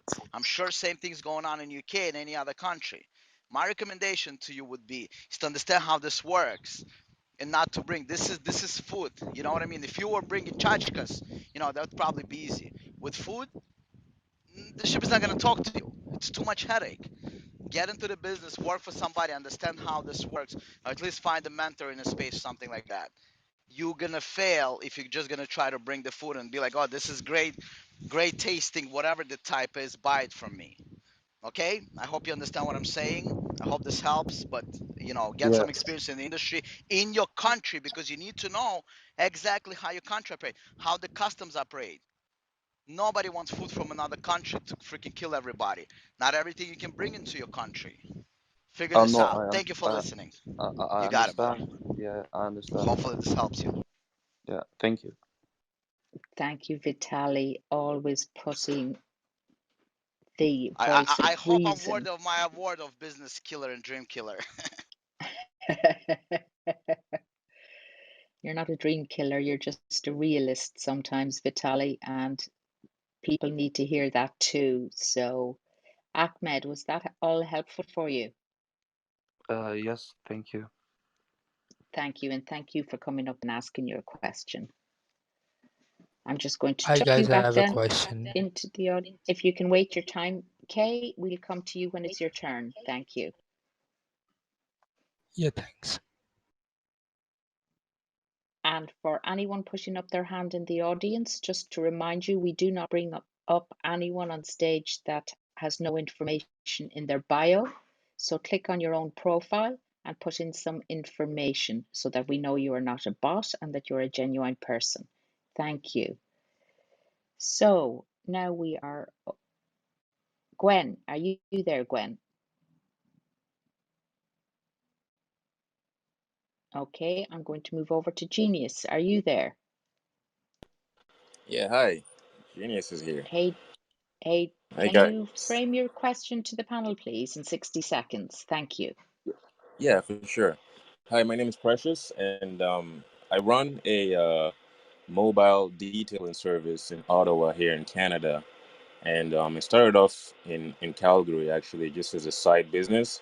I had no idea it was going to grow to the point that it is right now. And it's growing to the point that I'm getting really busy. I had to hire somebody else. But I'm realizing that my online presence is starting to decline. I'm not getting as many calls. I do provide very top quality service. My Google reviews on my Google profile are 5-star. So I'm just talking in here today to see if I can get some tips from you guys on how to really solidify my business and move to the next step. Um, I've been doing a lot of word to mouth. Um, I've been doing a lot of paid ads on Facebook and Google and Instagram. My Instagram presence is pretty solid as well.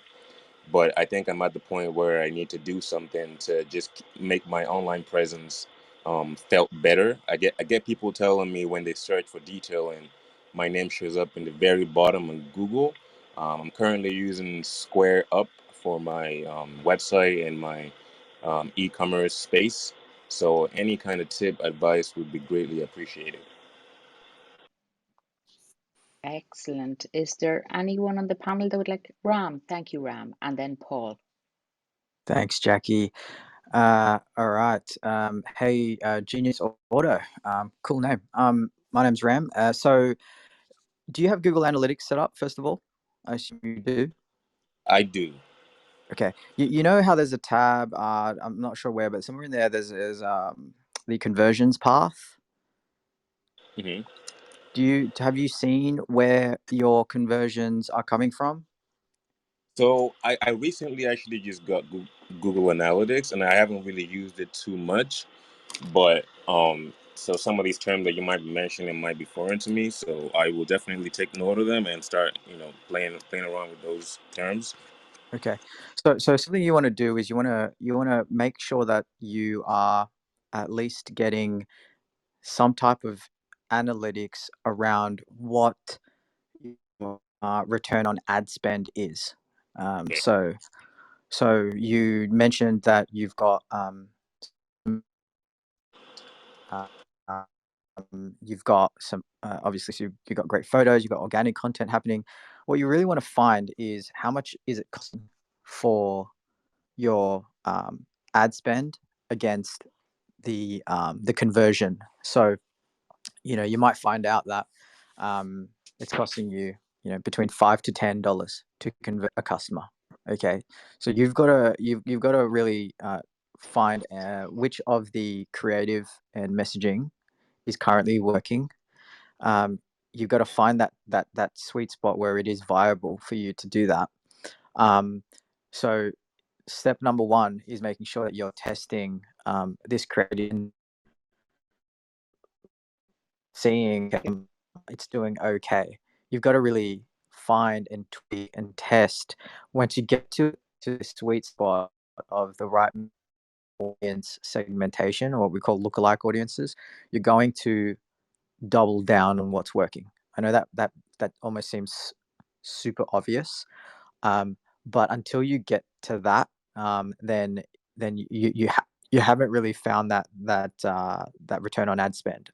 The other thing I would suggest is don't only rely on the because you've already started. I was going to say, don't only rely on the social media activities for customer acquisition.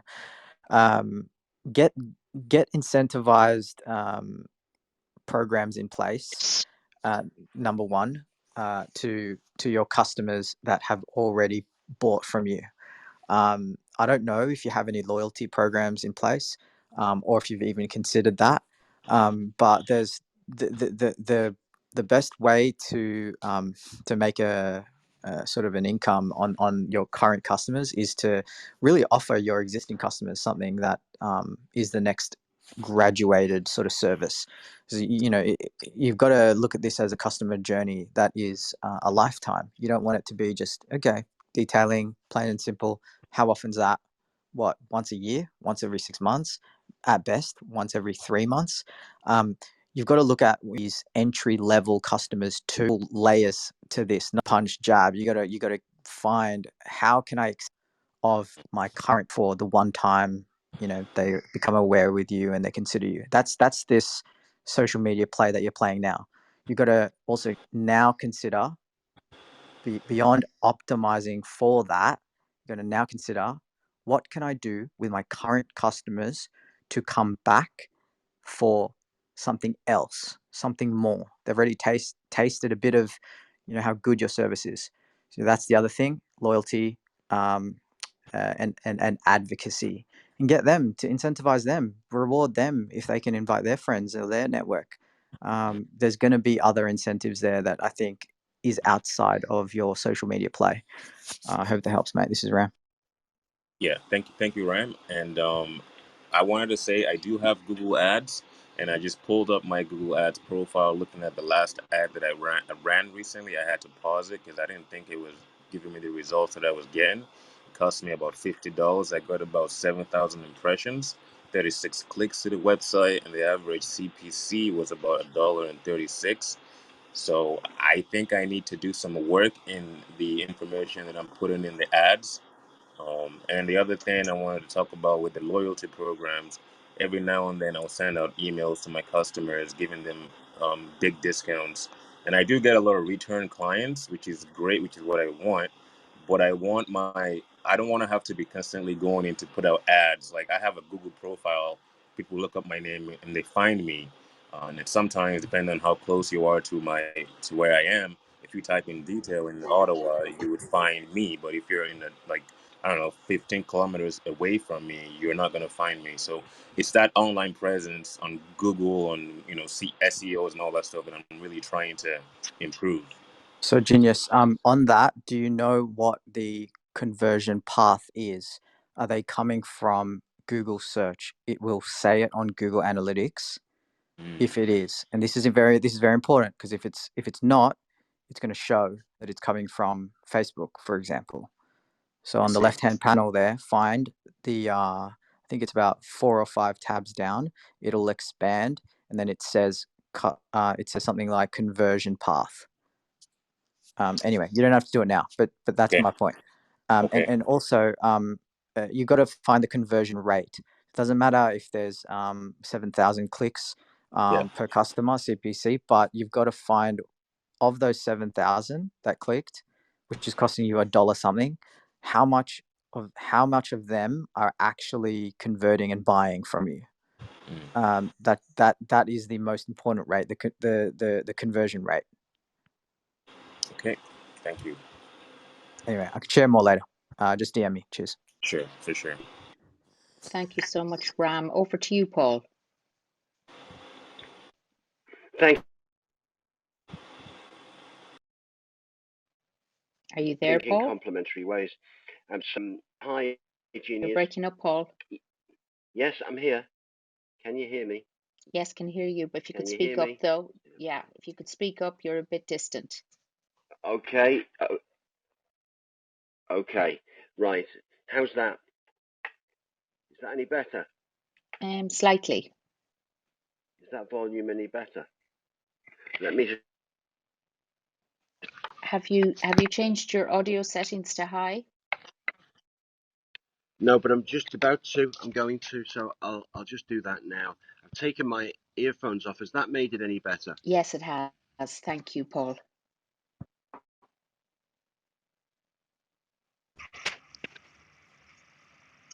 Yeah, You is keep that all cutting. right? You keep cutting out there, Paul. Oh, flipping heck. Okay, guys. So if it becomes, just tell me if it's ridiculous and like it's cutting out every third word or whatever, and I'll have to catch Genius offline. I was saying I always like sharing with when Ram does because we're complementary in our thinking. So Genius, everything Ram's giving you is crucial. I'm going to come from a slightly different angle. I see that you've branded yourself a bit like me. I brand myself as the #1 sales coach in the UK. You branded yourself the #1 auto dealer in Ottawa. How do you? What content do you create that demonstrates why you're #1 and why you're the best and your storytelling? What do you actually to tell that story? I take really close. I also take before and after shots. I'm doing. Sorry, can you guys hear me? Yeah, we can. Okay. Yeah, I'm doing a lot of reels. I'm doing a lot of videos now.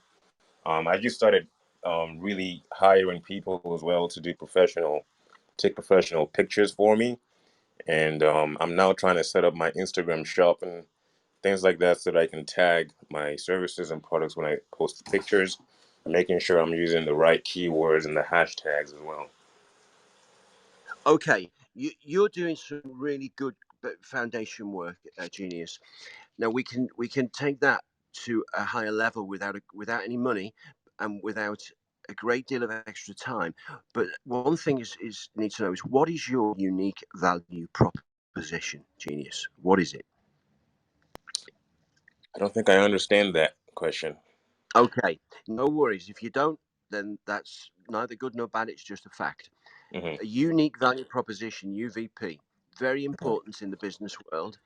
If you've not, if you're not aware of it, I don't want to go into a big coaching session now because you, we've got to be conscious of time. But two Okay. things I'll say in my Instagram bio is a whole Trello board full of tools that are for this room and the guests of this room, all the things people ask for and that I cover. It's all in there and it's free. You're not signing up to my list or anything. You just take it. And in there, it's all alphabetical, so you'll be able to look for unique value proposition. And there's a how-to. There's a step-by-step blueprint in there. And what you then need to do is to once you've identified your unique value proposition, is to create something called demand generation marketing, which is post a day, preferably you on video telling a story about your unique value proposition and how it benefited a customer. So you got true stories of customer experiences and then some cautionary tales. Customers who bought elsewhere, you don't name the competitor, but people who didn't buy from you and what happened there. So you're telling stories consistently, all about your unique value proposition. That no one else does this. The reason you should buy from me is because I'm the only dealer that does this, and the unique value proposition is something that they want and will pay for.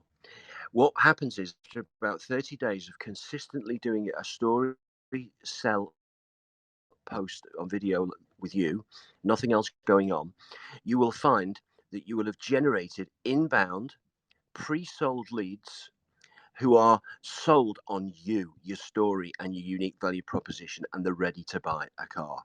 But you've got to stick at it for 30 days, and it might get laborious. And some days it's a pain in the ass because you're not in the mood. But if you stick with it, after 3 to 4 weeks, you'll start to see the website hits, the inquiries started to come in. When you've done that, you'll know the blueprint, and you can delegate it to somebody and give them the blueprint, show them the videos and say, I want you to replicate that. As long as you keep it going, you will still continue to attract a flow of leads, maybe 2 or 3 a day, but 2 or 3 pre-sold leads a day means a couple of extra cars a week. Would that help you?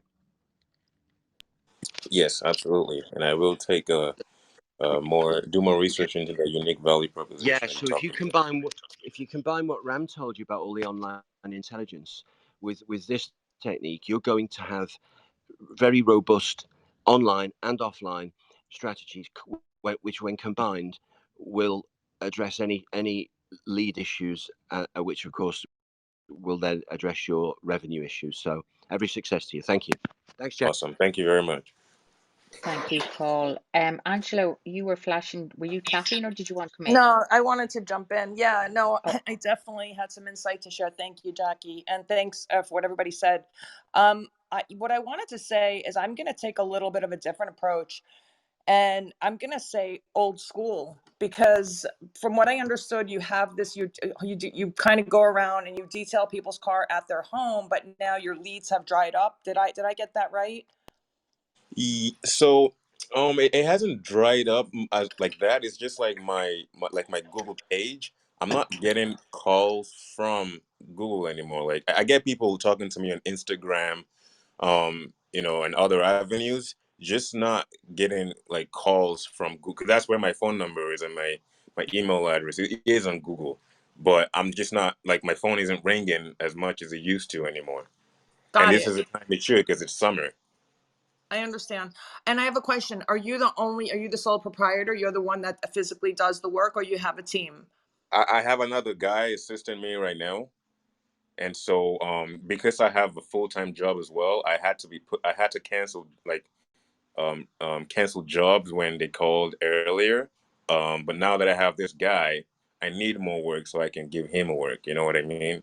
I do. You know what? I'm thinking, because this is regional, because this is in a small area, I feel like I would take a more grassroots approach. I would be making flyers. I would be Mm, going to big malls where there's tons of cars, or maybe they're not now in the malls anymore, but you know what I'm saying? Go in the shopping yeah, centers, go in the parking lots, go in the towns where people are parked on the street.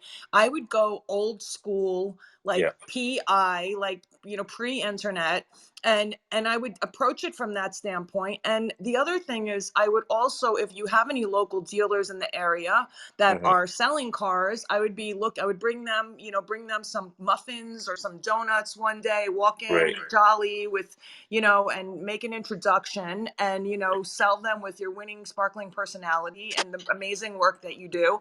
The other right. thing I want to say is, I just quickly, in the nutshell, unique selling proposition is like, what are you doing differently than anybody else? Why are you head and shoulders above the competition, and why should I buy from you? That, in the nutshell, a very quick answer is, what is your unique selling proposition? Gotcha. So, and the other thing, so yeah, I mean, that those are just like off the top of my, I mean, honestly, like, even if you go into, like, even driving, I mean, I don't know, does it seem creepy, but even like driving into like a high net worth area and, like, just like leaving your flyer, like, and the other thing I'm going to say, I don't know if you have this in Canada. You said you're in Canada. I know here we have TaskRabbit, like in the States. I'm in the Mm, United States. Maybe you can put yourself on a TaskRabbit, like, and what's your task? That you come and detail the car. Like, are mhm. there some other platforms that you can get on that already have an audience that are looking for a service like this? So Okay. those would be the way I would be looking at it. I mean, obviously digital is great and whatever, but I just think like that to me is like really tangible. And I Yeah. think you could maybe see a result pretty quickly. So those are just some of I mean, I'm an idea generator. That should be me, Angela, the idea generator. No, but seriously, I just come up with all these ideas, but those were the first things that just tumbled out of my mind. So, Yeah. and your Instagram looks great. Oh, one other thing, actually, being Uh-huh. on the idea generator, I'll land on this. The other thing you can do as far as revenue, generating revenue, what I've seen, we didn't do this in the old days. We didn't have success at something for like a few years, 2 years, 3 years, 1 year, whatever it was, 5 years. And then all of a sudden we build a course and teach other people how to do what we just did. We never did that back in the day. But now that's what everybody does. They have success doing something. Oh, I'm running a beauty salon, and now I'm going to teach you how to run a beauty salon. So we're going to do a course, we're going to do a mastermind, we're going to do this and this. So the other thing is another way, if now that you're building this business, is this a business that's replicatable that you could teach others how to do based on your success? This is how I did it.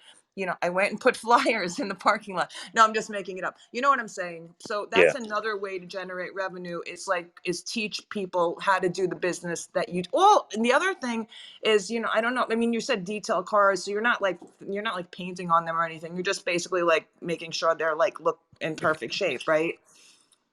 Yeah, absolutely. And I want to say I really resonate with everything that you said, Angela. From going door to door, or even going to meet detailers to hand out flyers and business cards. That really is my approach. That's what I used to do before COVID hit. And so I thought, okay, now I can't really just be going around spreading diseases or whatever. So I just started to focus more on online business. And it seems like, I don't know, maybe it's possible for me to go out now and start handing out these flyers again. And it was working. And the other thing that you mentioned, you're talking about introducing classes and things like that. You've really just solidified my intentions, because just very recently I did a training course for one of my clients. He called me in to do a training for him, and then he ended up paying for more services besides just the training. So with those two things, thanks for solidifying that. I would try to push more in those areas. And thank you. Yeah, I think no, and I'm sorry. Michelle, you want to go? I'll just end on this. Also think outside the box about businesses you could be going to. I said car dealerships. Are there law firms that have like 50 lawyers in your area? Lawyers probably drive nice cars. You know what I mean? Like things like that. Like think about where are the people that have the nice cars and how can I get in front of them? So I'm just going to land on that. I wish you all the success. This is Angela. I'm done speaking. Thank you. Thanks, Angela. Michelle, over to you, Michelle. Thank you so much. This is amazing. Everyone has given such awesome advice, and I've been looking at your website, and I just have some quick tips for your website. When I'm looking at it, the above the fold is perfect. So what I'm looking at immediately when I hop on, but as soon as I start scrolling, it's like I have to read a book, and it's becomes very overwhelming. So even on that first page, for example, where you have your advanced interior detailing package, Right. and then you have all of the, basically bullet points, I Right. would make it obvious that it's bullet points, because at first I was like, oh my God, I am not going to read all of that. And then I was like, oh wait, it's bullet points, right? Okay. So make that a little bit obvious. But what I Okay. would do before doing that is take that circle picture and either put advanced interior detailing package on top of that circle or underneath of it, and make it clickable. So that way it's, hey, if I want advanced interior detailing package, I'll click on that. I'll see all the details and then book. Gotcha. Because basically the less scrolling that someone's going to have to do, the Right. better for you. Okay. Put, just one quick little tagline for advanced interior detailing on what they might want to do. Then as you scroll all the way down, let me see, on the homepage, there is a ton of testimonials, which Right. that is good to have that. Yeah. But the way it's laid out on the web page is really, really overwhelming. Okay. So I would do something like at the top where you have your testimonials where people can click and then check all those out. Yeah. That's good. So on Okay. your home page, make it a slider banner is what it's called. Mm. Do you know what I mean? I do. Okay. So then that way, again, it's less scrolling. Right. And then basically just to touch off of, Angela gave me an idea. I know several detailing companies that will go to law firms, corporate businesses, banks, and they will detail someone's car while they're working. Hmm. And I mean, me personally, when I was in that, in that line of work, it was amazing because I didn't have to worry about having to drop my car off, wait, and all that, Yeah. if that makes sense. So this is Michelle in the Blue. Hopefully some of that helped, and I am finished speaking. Thank you very much, Michelle. Jackie, can I add one last thing?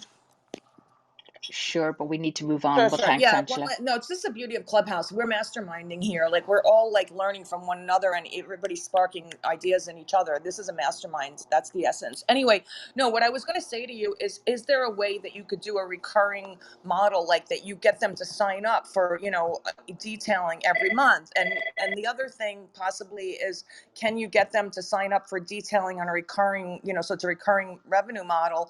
And can you get them maybe in the interim, can you do a washing service just, in the interim of the detail? Like, because they don't, if they detail their car like once a month or once every 6 weeks, they're obviously probably washing it in between because you're not detailing, you're doing a full detail every week. So can you be offering a service where you're coming to just wash the car in the interim weeks and get everybody to commit to it early on, buy packages at a discount? That's it. I'm done. This is Angela. Yeah, This is absolutely. Vitali. I'm gonna jump in really quick. Okay. We're in the same business, except I have three largest house cleaning companies in New York. Not much difference between detailing and house cleaning. Same idea, looking for customers, same customers, going to law offices, actually, people that want to pay for their office to be cleaned daily and want to make sure their cleaners show up. I built a business out of a joke. You know, Somebody told me that I cannot do it because I can only build, businesses, but I cannot build a business where Craigslist cleaners charge $10 an hour and I can charge 65, $70 an hour. Turned out to be not only that I can have three people working for me just alone, booking cleaning services. All right, that's all they do. Now, here's the interesting part, right? We grew those companies very quickly. Because this was a kind of bad, I had to grow it with almost no money, just on my expertise in business that I acquired within 21 years being serial entrepreneur. This is the businesses that I currently own. They're growing. Actually, the joke turned out to be very profitable. But let me tell you something. What you're trying to do is you want to get how you're gonna have 10 vans around thing. You see the difference? You're thinking how to get one guy. I'm one guy. Because if you start on a road to get you need to get. When you mention your Google ads, do you know what negative keywords are? Actually, I've been seeing that recently, but I just don't know what they Correct. are. So that's why your ads are being eaten up. It's when you try to do everything yourself and you don't pay the proper professionals, right? I have Google guys in house. You might want to hire somebody. You know what I mean? That's what happens with ads. This business is ads intensive, but your ads are being eaten up because you have negative keywords because your keywords don't work properly, and people put whatever words in your ads come up, and that's why nobody's clicking or people clicking on the wrong website, and your budget gets eaten up very quickly. All right, your Google My Pages, I look at it. Google Business My Pages is not set up correctly. Sorry about that. Google My Page is not set up correctly. You might want to Okay. hire a local professional to get it Okay. fixed for you. You know Hmm. what I mean? There are a number of issues you're having. You might need to hire a local professional to fix all these things. When you try to do everything yourself, you don't get to it. Right. Now, you probably do not have the right CRM set up and the right program set up to get the reminders and all these things. Sometimes I tell people, listen, you can work in one van for the rest of your life and hit that ceiling, or you can put your business on pause for a week, build it the right way, focus on having systems in place, and then moving forward. And those systems cost nothing. You know what I mean? They don't cost a lot of money. They cost literally hundreds of dollars, not even thousands, right? They just Yeah. have to be set up once and they work for you for the rest of your life. Yeah. And with that, you always get customers to come to you, and that's how you grow your company. Knowing what I know when I was starting my cleaning company, I started it the right way. That's why it grew. I didn't start the way you started it. You probably started by word of mouth cleaning, and then whoever was calling you or expanding, blah blah blah. You see what I'm saying?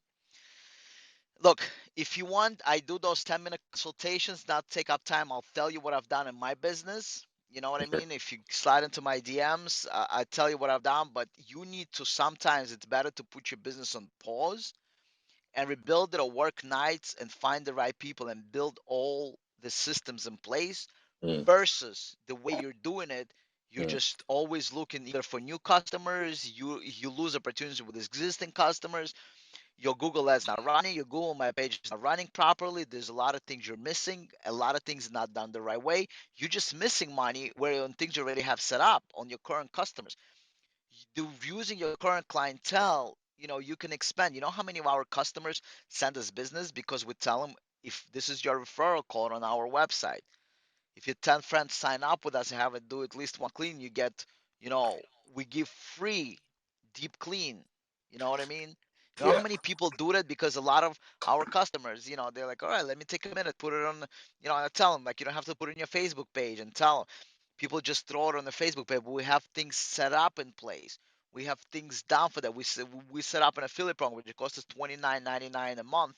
The third party company that takes care of all of that, right? Right. It's a software as a service. We pay them $29 a month. They handle all our affiliate stuff, right? It's a software where people put in their first name, last name, share the link on Facebook, their friends sign up. We see they get automatic an email that they earn a reward of one free deep clean. Yeah.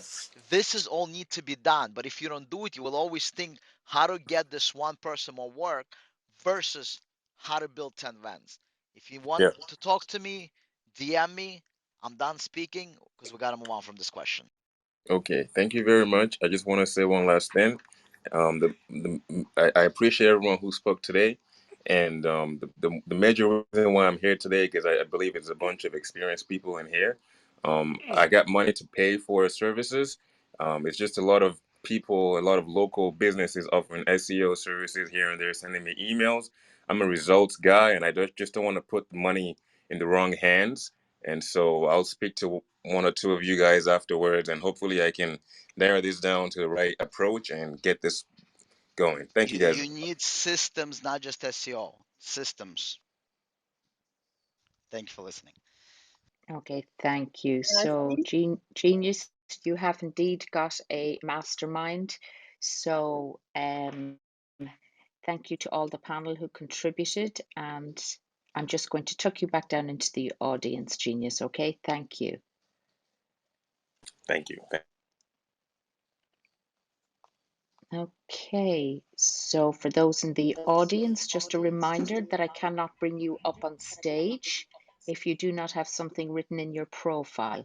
And for those that are on stage, if you keep yourself muted until I come to you, I would appreciate it. Thank you.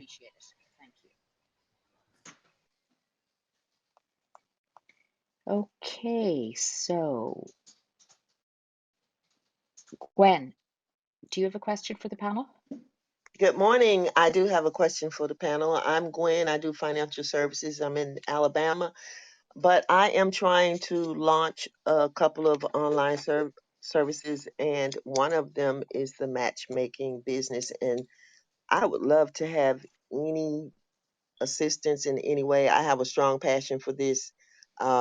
It's the story is too long, but I have a strong passion for this, but don't really know which direction to go in to get things started in the right way. So my question is for someone in that business, um, how can I simplify my system or a system to launch this business? Thank you, Gwen. Who on the panel would like to take this? Paul, are you available?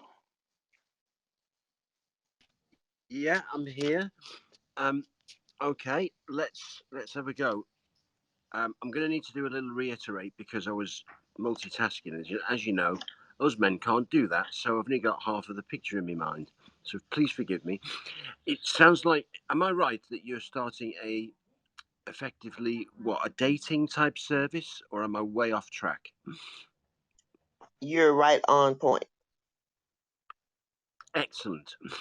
Okay, so that's big business. There's a need for it, and there's plenty of players, as you know. So, what stage are you at with it, please? The very beginning. I've been kind of talking to a few people that I know that are having problems with dating, but kind of peeking it a little bit with them. But that's about it. But my audience, Okay. my target audience is for individuals over age 40. Okay, 40 plus. Right. So have you as yet done that exercise of getting all the platforms, and there's a ton of them, and literally reviewing everyone for what its positioning is? In other words, what is special about this one? What's different about this one? How many subscribers has it got? How busy is it? How good is it? What is different, and what's missing when you have them all together? What? And again, this is just one way. I'm sure many of my colleagues here would look at other ways, but this is definitely sensible. Is to be looking for where there is an unmet need, where there is an opportunity to provide something that nobody else is. Have you done that exercise as yet? I have not, but I'm loving this idea.